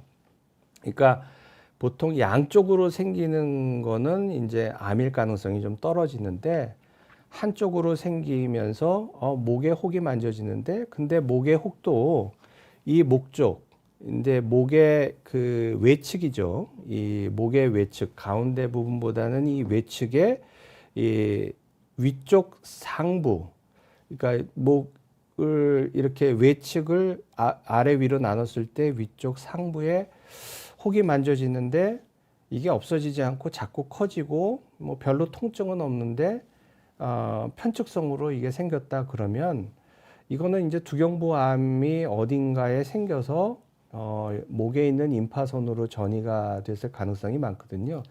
그러니까 두경부암의 가장 큰 특징 중에 하나가 목에 있는 임파선으로 전이를 하는 겁니다. 그리고 목에 있는 임파선으로 전이를 하는 위치가 통계적으로 이렇게 이제 저희 메모리얼 슬런 캐터링의 그 샤라는 교수님이 계신데 제 멘토였었는데 그분께서 정리를 이제 굉장히 잘 하셔서 저희 두경부 외과의들한테는 거의 바이블이라고 여겨지는 그런 텍스트북 논문이 있는데 암이 생기는 위치마다 임파선 전이가 일정한 패턴으로 생긴다 하는 게 있습니다. 두경부암은. 그러니까 근데 이 제일 원발병소를 발견하기 힘든 게 이 편도나 혀뿔이나 이쪽에 생긴 거예요. 그러니까 구강에 생긴 거는 거울로 보면은 금방 보이기 때문에 보이니까. 예, 그래서 편도나 혀뿔이 또는 이제 이 하인두 쪽에 생기는 암들은 이쪽 외측에 있는 임파선으로 전이가 돼서 그 임파선 전이가 점점 커지면서 목에 종물을 형성하는 경우가 대부분이기 때문에 목에 종물이 그런 종물이 무통성의 편측성 자꾸 자라는 무통성의 종물이 생긴다면은 꼭 이비인후과 가서 두경부암이 아닌지 꼭 체크를 받아보시기를 저는 권하고 싶습니다. 네, 너무 진짜 중요한 네, 그거는 굉장히 신호인 것 중요한 같습니다. 상식인 것 같습니다. 예. 네. 그리고 혹시 그 목소리에 변화가 생겼다 이런 네. 것도 뭐 후두암이나 뭐 어떤 두경부암이랑 물론 연관이 그렇죠. 있을 수 예. 있나요? 물론 성대에 암이 생기면 당연히 목소리가 변하죠. 변하는데 목소리가 변하는 원인은 뭐 너무너무 많고요. 목소리가 변하는 대부분의 원인은 성대 결절이나 그다음에 성대 용종 때문에 또는 아니면 담배를 많이 펴서 성대 점막이 부어서 그러는 경우가 이제 대부분입니다. 그리고 그 암 때문에 목소리가 변하는 거는 굉장히 특유의 그런 목소리가 변하는 그런 음색이 있어요. 그러니까 굉장히 이 저희 이 전문의들은 들으면 알겠지만 그냥 보통 일반인들이 목소리가 변하는 것보다는 굉장히 음성의 질이 안 좋고 굉장히 특유의 그런 그 음성 패턴을 보이기 때문에 물론 성대를 그냥 간단히 동네 이비인후과 가셔서 들여다 보시는 게 제일 좋고요. 뭐 성대 결절이나 성대 용종도 꼭 치료를 해야 되는 병이기 때문에 목소리가 변한다 그러면 일단 동네 이비인후과 가셔서 내시경으로 성대를 보시고 이게 결절이면은 뭐 수술 안 하고 이제 음성 치료로 대부분 치료가 되고요. 성대 용종이면 간단한 수술 하시면 되고 또 후두암이면은 이제 그 대학병원에서 치료를 하시면 되기 때문에 가까운 데서 꼭 내시경 진료를 받아보시는 게 좋을 것 같습니다. 네. 네, 신기합니다. 이 교수님들의 목소리만 들어도 좀 감별할 수 있다라고 말씀을 주시니까 좀 궁금한데요. 그 패턴이 좀 특징을 조금 말로 설명해 주시기에는 좀 어려우실까요? 근데 글쎄 뭐 영어로 굉장히 하시하고 코스하고 이렇게 뭐 그런 패턴인데요. 제가 그러니까 예를 들면 제가 뭐 흉내를 잘 낼 수 있을지 모르겠습니다만 이런 목소리입니다. 그러니까 이게 그 암은 이제 성대의 이런 성대 점막이 1초에 거의 한 200회 정도를 떨려야 소리가 나는데 암이 생기면 그 떨림판을 다 망가뜨려서 침윤을 해 들어가기 때문에 떨림판이 떨리지를 못하거든요. 그러니까 굉장히 그 쥐어짜내는 그런 목소리가 굉장히 거칠고 그런 목소리가 나죠. 그러니까 우리가 목을 많이 쉬어서 쉰 목소리, 뭐 또 성대 용종이 생겨서 하는 목소리는 그 부분만, 그 생긴 부분에 떨림판만 이상이 있는 거기 때문에 다른 떨림판은 이상이 없고 그렇기 때문에 이거하고는 조금 다른 쉰 소리가 나죠. 그래서 뭐 근데 그 어쨌든 쉰 목소리가 나면 동네 이비인후과 가셔서 안에 들여다보고 원인을 찾고 거기에 맞는 치료를 하시는 게 필요합니다. 네. 그렇군요. 뭔가 이렇게 좀 쥐어 짜내는 듯한 소리, 좀 꽉 막힌 답답한 소리라고 말씀을 주셨는데 일단 의심이 되고 이상하면 일단 바로 병원에 가서 확인을 해보는 것이 가장 정확하다라는 말씀을 좀 주셨습니다. 그럼 아까 이제 좀 의심이 돼서 내시경을 보면 된다라고 말씀을 주셨는데 이제 다른 장기의 경우에는 뭐 CT를 찍거나 뭐 MRI를 찍거나 이런 영상을 찍잖아요. 그러면은 이비인후과는 가장 정확한 검사가 내시경. 그렇죠. 예. 직접 보니까 아무래도요. 아까도 말씀드렸듯이 두경부암을 로봇으로 해서 수술할 수 있는 이유. 그게 이제 구강을 통해서 모든 장기가 다 연결이 되어 있다고 말씀드렸지 않습니까? 네네. 내시경을 구강을 통해서 넣으면 우리가 편도, 뭐 혀뿌리, 후두, 하인두 쪽을 다 한 번에 관찰을 할 수가 있기 때문에 뭐 굳이 그런 CT나 MRI 이런 거를 그거를 찍는다 그래서 또 병변이 잘 나타나지도 않고요. 초기 병변은. 그러니까 내시경으로 보는 게 가장 정확합니다. 그래서 이 동네 원장님들께서 내시경 다 잘 보시거든요. 그러니까 그리고 또 힘들지도 않습니다. 뭐 몇 초만 보기 때문에 조금이라도 이상이 있으시면 동네 이비인후과 가서 내시경으로 한 번만 체크 받아 보시면 되고 CT나 MRI 이런 거는 이건 진짜 조직 검사에서 암이 맞다 그랬을 때 이제 나중에 그때 검사하셔도 늦지 않습니다. 그렇군요. 네. 비교적 좀 간단하고 쉽게 할 수 있는 검사라고 하니까 내시경 검사 좀 잘 기억해 보면 좋겠습니다. 또 궁금한 것이 내용을 찾다 보니까요. 그 입술, 구강, 인두암의 경우에는 여성에 비해서 남성이 훨씬 더 발병률이 높다 이런 내용이 있더라고요. 이게 좀 맞는 이야기인지 좀 궁금합니다. 예, 두경부암 통계를 보면 두경부암이 그 발생 빈도가 한 인구 10,000명 중에 한 2명, 그러니까 한 5,000명 중에 한 분 정도가 두경부암을 이제 가지고 계시다 이렇게 생각을 하시면 되고, 그러니까 뭐 많고 흔한 암은 아닙니다. 그러니까 암의 순위를 따져서 봤을 때는 뭐 7, 8, 9위 정도, 뭐 10위 안에 들지만 그리고 전체 암의 4에서 5%. 이제 물론 갑상선암까지 포함을 하면은 뭐 10% 이상이 되겠지만 아까 갑상선암은 전혀 다른 암이고 치료 방법도 전혀 틀리기 때문에 두경부암에서 그거는 빼놓고 말씀을 드리면 한 4에서 5% 정도 되는 암이다. 전체 암 중에. 그런데 통계를 보면 남자분들의 유병률이 여자분들보다 2배가 많습니다. 2배나 많아요? 네. 그거는 글쎄요. 이제 뭐 그거는 왜 그런지 그거는 뭐 그 분석을 하기는 굉장히 어렵겠죠. 근데 이제 우리가 미루어 짐작컨대는 아무래도 두경부암의 또 가장 중요한 원인이 이제 흡연하고 이제 음주, 알코올이기 때문에 그래서 이런 흡연하는 거하고 이제 관계가 있지 않을까. 아무래도 여성보다는 남성분들의 흡연율이 이제 많이 높기 때문에요. 그래서 그렇지 않을까 그렇게 생각을 합니다. 네. 그렇군요. 어쨌든 두경부암은 남성분들이 훨씬 더 많이 발병하는 병이다라는 말씀을 주셨습니다. 질문들 조금 받아보면 네네네. 괜찮을까요, 교수님? 아직은 청춘이다님 질문 먼저 한번 보겠습니다. 몇 달 전부터 목소리가 쉰 듯이 변하고 발음이 좀 어색해졌습니다. 술과 담배를 많이 하는 편인데 이런 변화가 생겨서 좀 걱정이 되시나 봅니다.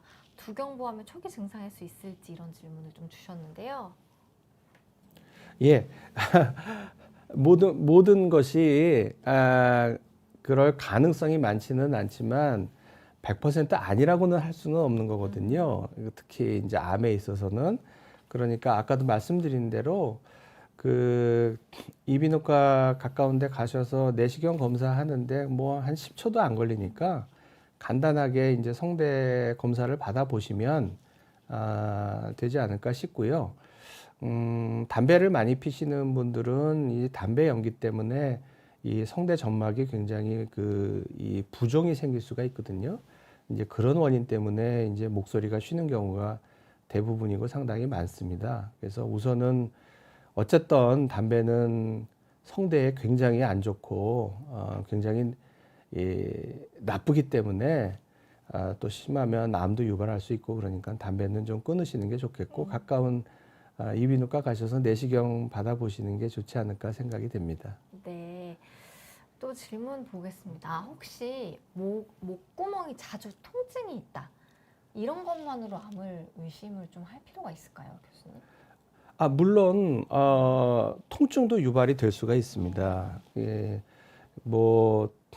이 암이 통증이 유발 안 되는 암도 있지만 또 이 통증이 유발되는 암은 제 경험으로 보면은 굉장히 주변 조직으로 침투를 잘 해 들어가는 그런 암일 가능성이 많거든요. 그래서 더 예후가 안 좋다고 생각이 되는 경우가 많은데 어쨌든 이런 불편감이나 목 안에 통증이 있거나 그러면 내시경으로 보면 확실하게 답을 드릴 수가 있습니다. 괜찮으십니다. 걱정 안 하셔도 됩니다. 하는 말씀을 들으시는 게 그래도 후련하지 않으시겠어요? 그래서 가까이 이비인후과 가셔서 뭐 한 10초만 검사 받아 보시면 되는 거니까 내시경으로 한번 뭐 위내시경이나 이런 것처럼 힘들지 않습니다. 그냥 마취도 안 하고 그냥 앉은 자리에서 10초만 내시경 넣었다가 빼면 되는 거니까요. 뭐 불편감도 거의 없고요. 굉장히 간단한 검사니까 검사 받아보시는 게 좋을 것 같습니다. 네, 김지혜 님도 비슷한 질문을 주셔서 아마 좀 답변이 되셨을 것 같다는 생각이 좀 들고요.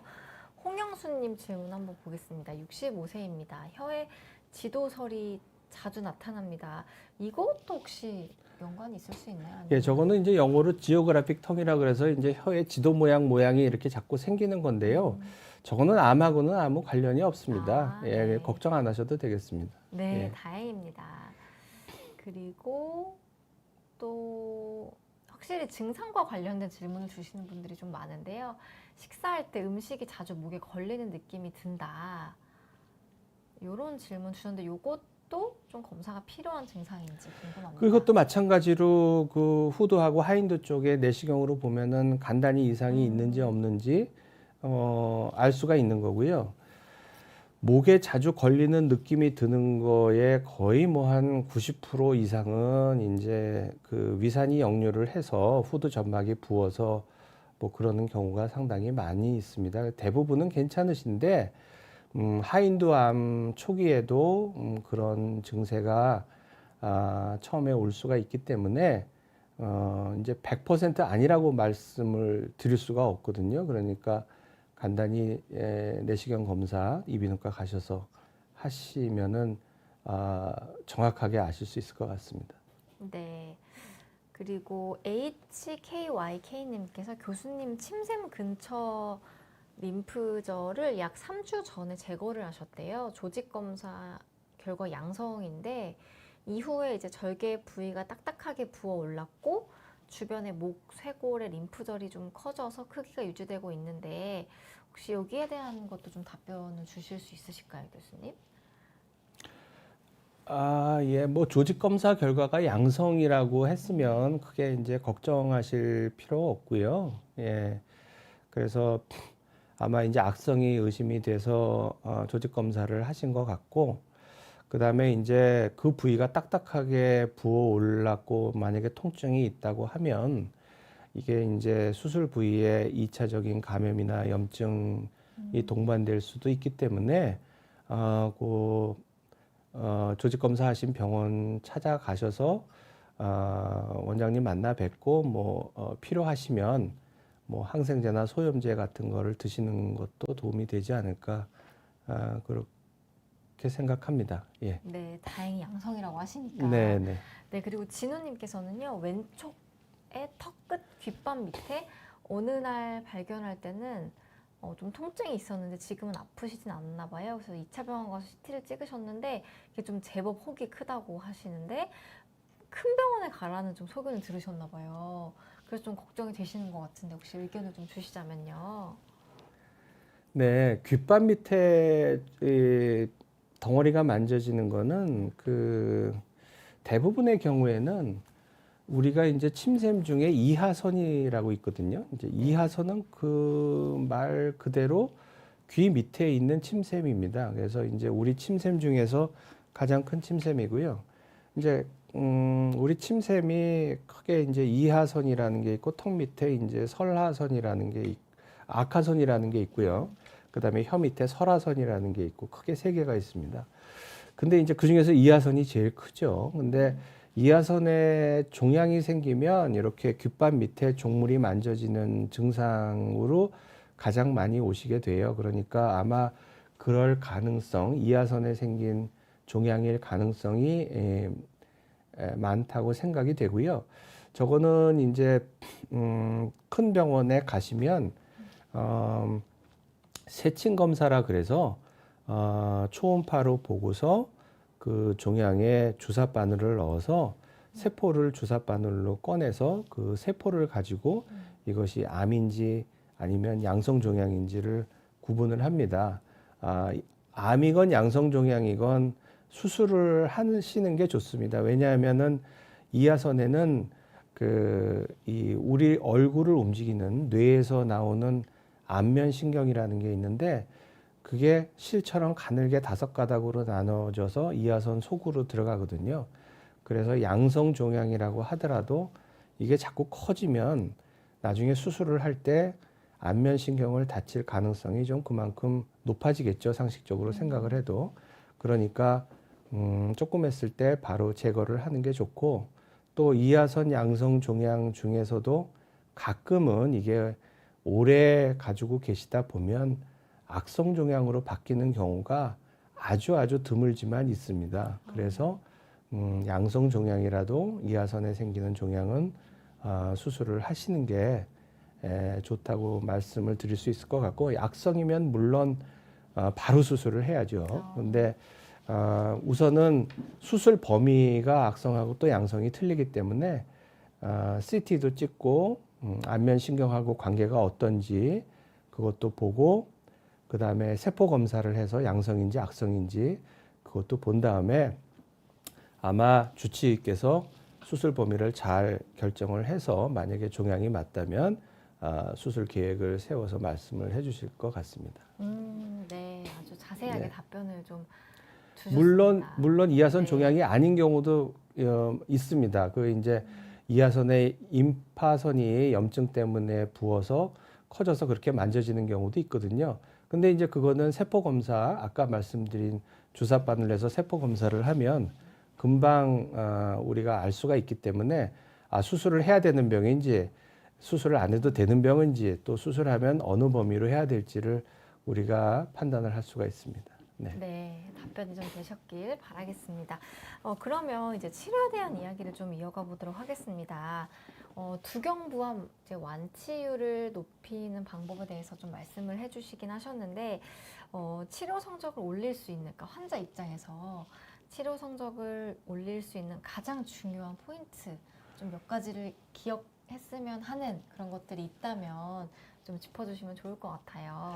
예, 제가 오늘 여기 나와서 가장 드리고 싶은 말씀인데요. 아까도 그 이상 증상이나 의심 증상은 말씀을 드렸으니까요. 그런 증상이 있을 때 빨리 가까운 이비인후과 가셔서 내시경 검사를 받아 보시라는 말씀을 다시 한번 강조드리고 싶습니다. 왜 그러냐 하면 아까도 말씀드렸듯이 조기 발견이 중요합니다. 모든 암이 조기 발견이 다 중요하겠지만 특히 두경부암은 조기 발견이 중요합니다. 그리고 제가 아까 치료 성적도 보여드렸지만 거의 이 편도암, 혀뿌리암, 또 후두암, 하인두암 같은 경우에 거의 1기, 2기 조기에 발견이 되면 생존율이 90% 이상, 95% 이상, 또 편도암이나 혀뿌리암 같은 경우에는 거의 100%에 가까운 그런 치료 성공률을 보이기 때문에 조기에 발견해서 빨리 치료하시는 게 제일 좋고요.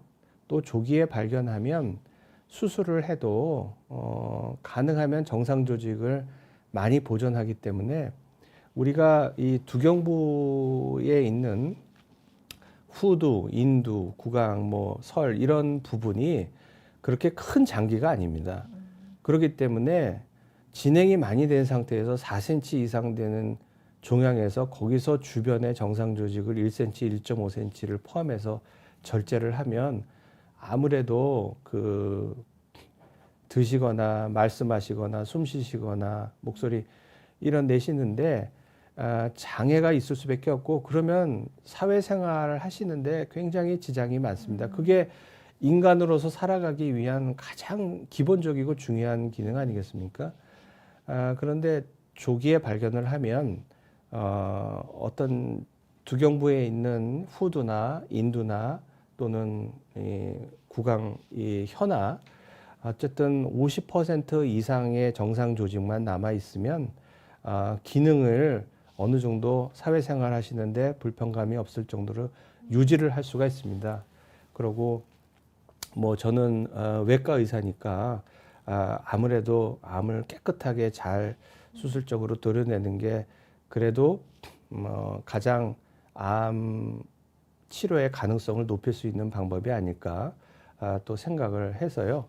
조기 발견해서 빨리 수술하시는 게 제일 좋지 않을까 그런 생각이 들고 아까도 말씀드렸지만 이제는 이 이비인후과 원장님들이 굉장히 암을 잘 디텍션을 잘 하세요. 그렇기 때문에 어디 찾아가실 필요 없고요.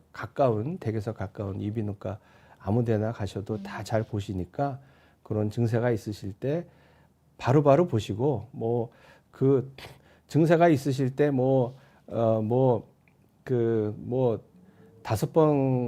10번 가셔도 두경부암 없습니다. 괜찮습니다. 하고 하시는 게 낫지. 5번, 10번 가는 불편감보다는 이게 괜히 검사 안 하셨다가 나중에 암이 진행이 돼서 큰 수술을 하시게 되면은 그 불편감보다 수천 배, 수만 배 더 고생을 하시기 때문에 가까운 이비인후과 가서 이상 증세가 있으시면 꼭 내시경 검사 받아보시고 조기에 빨리 발견을 하셔서 빨리 수술을 하시는 게 저는 가장 좋은 방법이 아닌가 그렇게 생각이 됩니다.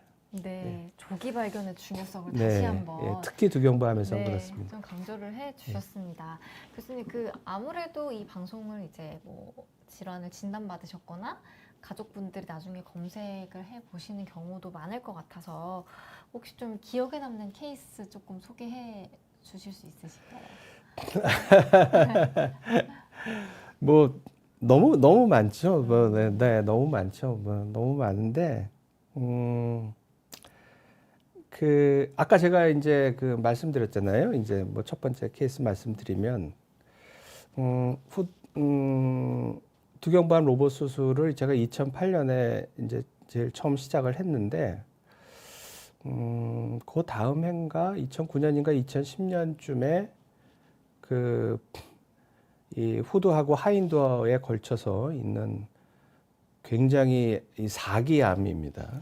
그래서 뭐 후두하고 하인두를 다 드러내고 뭐 일로 숨구멍 내서 숨 쉬시고 이제 식도까지 연결되는 부분도 없어서 인두가 다 없어지기 때문에 장을 떼서 이쪽으로 이제 이 혀하고 식도를 이어주고 뭐 이런 수술을 하셔야 되시는 분인데요. 그때 이제 선행화학요법을 하고 이제 그 선행화학요법이 잘 들으면 이제 항암 방사선 치료를 하는 이런 우리 프로토콜이 있습니다. 근데 저희가 선행화학요법을 했는데 다행히 굉장히 암이 반응이 좋아서 사이즈가 많이 줄어들으셨어요. 보니까 암 사이즈가 많이 줄어들으셔서 이 정도면은 물론 암이 있었던 부분은 수술적으로 다 수술 범위에 포함을 해서 제거를 하는 게 원칙입니다. 그렇지만 아까 말씀드린 대로 정상 조직을 필요 없이 많이 포함시켜서 제거할 필요는 없기 때문에 그 암이 원래 있었던 부분만 로봇으로 해서 제거하면 그래도 더 좋은 치료 성적을 우리가 기대할 수 있지 않을까 해서 후두를 살리고 암을 제거하는 수술을 그분한테 이제 처음 그렇게 했고 다행히 그분이 뭐 5년 돼서 완치 판정 받으셨고 이제 10년 될 때까지도 뭐 이제 저한테 외래 오시고 그래서 아까 세계에서 제일 처음으로 3기, 4기 암에서 이제 로봇 수술을 적용하는 프로토콜을 저희가 만들었다고 이제 했는데 그 프로토콜의 아이디어가 이제 그분을 통해서 나온 거거든요. 이야. 그래서 뭐 그렇게 거의 처음에 수술이 불가능하시고 많이 진행된 케이스인데 이제 선행화학요법 하시고 또 로봇 수술로 해서 암을 깨끗하게 잘 절제하시고 또 필요하면 또 안 하시는 방사선 치료를 안 하시고 그냥 끝나시는 경우가 있고 그러면 제일 좋겠지만 또 암의 생물학적 성질이 많이 안 좋은 그런 특징을 가지고 있으면 필요하면 항암이나 방사선 치료를 또 추가적으로 해서 아까도 말씀드렸지만 뭐 수술이 능사는 아닙니다. 수술을 하더라도 수술이 커버하지 못하는 부분이 있기 때문에 항암 방사선 치료는 꼭 필요하고 문제는 이거를 어떻게 잘 조화롭게 이 적용하느냐, 전술 전략을 잘 짜느냐. 그러니까 예를 들어서 우리가 전쟁을 하는데 이게 저는 항상 그 수술하러 들어갈 때 이제 저는 암을 볼 때 항상 암하고의 전쟁이라고 생각을 하거든요. 이 전쟁을 하는 데 있어서 우리가 뭐 정말 이 대륙간 탄도미사일 무슨 핵을 가지고 있다고 해서 100m 앞에 있는 적을 대항하기 위해서 우리가 대륙간 탄도 미사일을 처음에 쓸 수는 없는 거 아니겠습니까? 그렇듯이 항암 방사선 수술을 어떤 순서로 할 것이며 어떤 조화로 할 것이며 어떻게 하면 또 방사선을 많이 쪼이면 거기에 따른 어떤 방사선 후유증도 있기 때문에 또 그런 방사선 후유증을 최소화하면서 치료를 할 것이며 그래서 멀티 디시플리너리 어프로치 다학제적 진료 외에 또 한 가지 중요한 게 인디비주얼라이즈드, 퍼스널라이즈드 그러니까 인디비주얼라이즈드 각 개인의 그러니까 이 어떠신 분은 그러신 분도 있어요. 어떠신 분은 혀하고 혀뿔이 있는 암인데 이제 그분도 이제 거의 4기 암이었는데 이 비행기 조종을 하시는 분이란 말이에요. 그러면은 이 상공에 있는 떠 있는 비행기가 관제센터하고 이 얘기를 해야 되는데 서전 입장에서는 그 혀 다 드러내시고 그냥 재건하시면 됩니다. 그렇게 말씀드릴 수도 있는데 그러면 이분은 직업을 잃게 되고 평생 해오신 거를 잃게 되지 않겠습니까?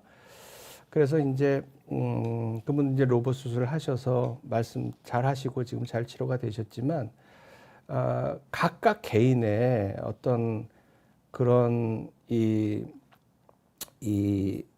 특성이랄지 어떤 그런 개인의 어떤 니드랄지 그런 것들도 우리가 고려를 해서 치료를 이제 결정을 해야 된다 이제 그렇게 생각을 하고 있고 뭐 대부분이 이제 그러신 분들이죠. 이제 뭐 학교 선생님이라든지 교수분들은 또 특히 이 말씀을 또 많이 하셔야 되는 그러니까요. 분들이고요. 예, 또 은행에서 일하시는 분, 또 어떠신 분들은 또 변호사 하시는 분들이 구인두 쪽이나 뭐 이런 데 후두 쪽에 암이 생기시면 아무래도 이제 그 말씀을 못 하시면 이기 때문에 이제 그러신 분들 해서 그래도 자기의 잡을 잘 이어나가고 또 계속 일하시면서 이렇게 또 잘 치료가 되시는 거 보면 그런 데서 제일 이 보람을 얻는 것 같습니다. 예. 야, 그러니까 치료 이후에도 그 환자분들의 삶을 좀 유지하기 위해서 많은 고민을 하시는 게 정말 느껴지는데요. 어떻게 하면 이 두경부암의 치료 성적을 올릴 수 있을지 이런 부분까지도 짚어주셔서 오늘 진짜 아주 심도 있는 아주 유익한 강의를 좀 배워봤던 것 같습니다. 오늘 교수님과 이야기를 나누다 보니까 2시간이 훌쩍 지나갔습니다. 금방 지나가죠, 교수님. 그 2시간 오와 깜짝 놀라셨는데 이야기를 나누다 보니까 어느덧 마무리를 할 시간이 온 것 같습니다.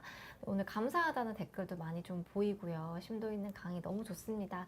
이렇게 따뜻한 응원의 댓글 주시는 분들도 많이 계신 것 같습니다.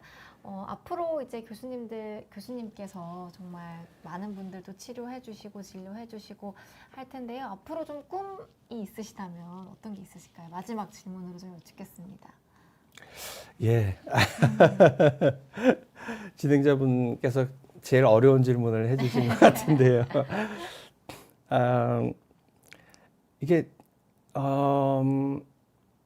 제가 이제 진료를 하다 보면 외래 한 세션에 한 40에서 50분 정도 저는 이제 다 암 환자분들이니까 보시면은 그래도 이제 로봇 수술이 도입이 되고 또 항암 치료나 방사선 치료의 기술이 굉장히 좋아지고 또 주변에서 이렇게 팀을 이뤄서 다학제적인 진료를 하기 때문에 최근 들어서는 정말 옛날에 생각하던 두경부암이 아니고 두경부암 환자분들의 생존율이 굉장히 좋아졌구나 하는 거를 굉장히 많이 이제 피부로 이제 느끼고 있습니다. 그러니까 옛날에는 암 제발 안 했으면 다행으로 아세요. 이제 그랬던 것도 이제 대부분이 이제 암 치료가 다 잘 되시니까 뭐 여기가 뭐 땡겨서 문제예요. 뭐 이런 컴플레인을 이제 뭐 또 수술한 데가 땡깁니다. 뭐 이제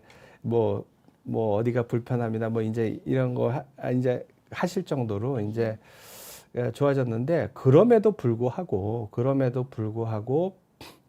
한 10% 미만 정도의 환자분은 치료에 실패를 하는 경우가 있습니다. 그러니까 그것이 암이 정복이 안 되는 이유겠죠.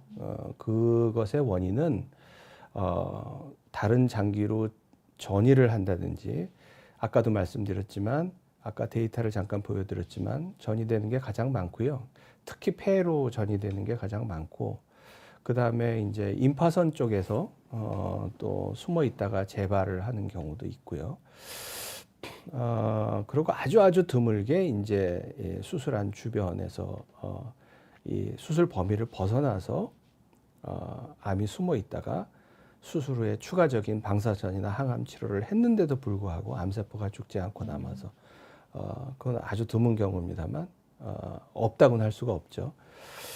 그래서 치료에서 실패하는 경우가 분명히 있습니다. 그래서 우리가 넘어야 될 산은 어떻게든지 암 치료의 성적을 100%를 만드는 거 아니겠습니까?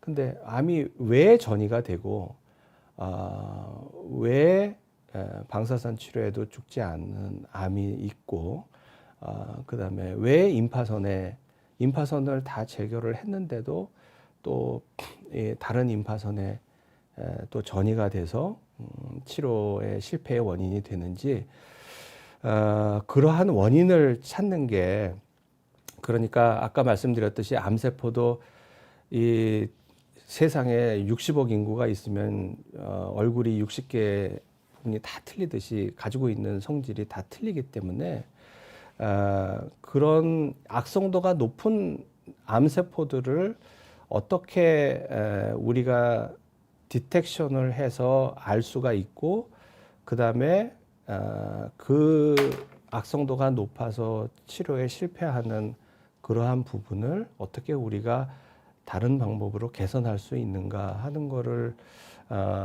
해결하는 게 지금 현재로서는 최선의 방법 같아요. 그래서 제가 물론 저도 사람이기 때문에 정말 완벽하게 수술했고 깨끗하게 수술했고 조직 검사에서도 암 잘 제거된 걸로 나왔지만 암이 전이가 된다든지 임파선에서 생긴다든지 이래서 치료에 실패를 해서 돌아가시는 분이 분명히 있거든요. 그래서 그런 분들의 이제 저희가 이제 조직을 모아서 이제 뭐 여러 분자 생물학적인 분석을 해서 앞으로 왜 이 암은 이렇게 악성도가 높은 성질을 갖는 것인지 그런 거를 밝히는 게 앞으로는 남아있는 이제 숙제 같습니다. 뭐 모든 암 수술 하시는 외과 의사들의 숙제가 아닌가 생각이 됩니다.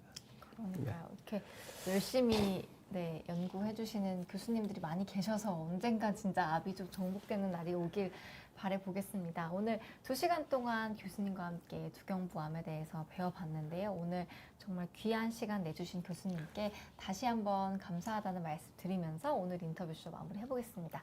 여러분 시청해 주셔서 감사합니다. 감사합니다.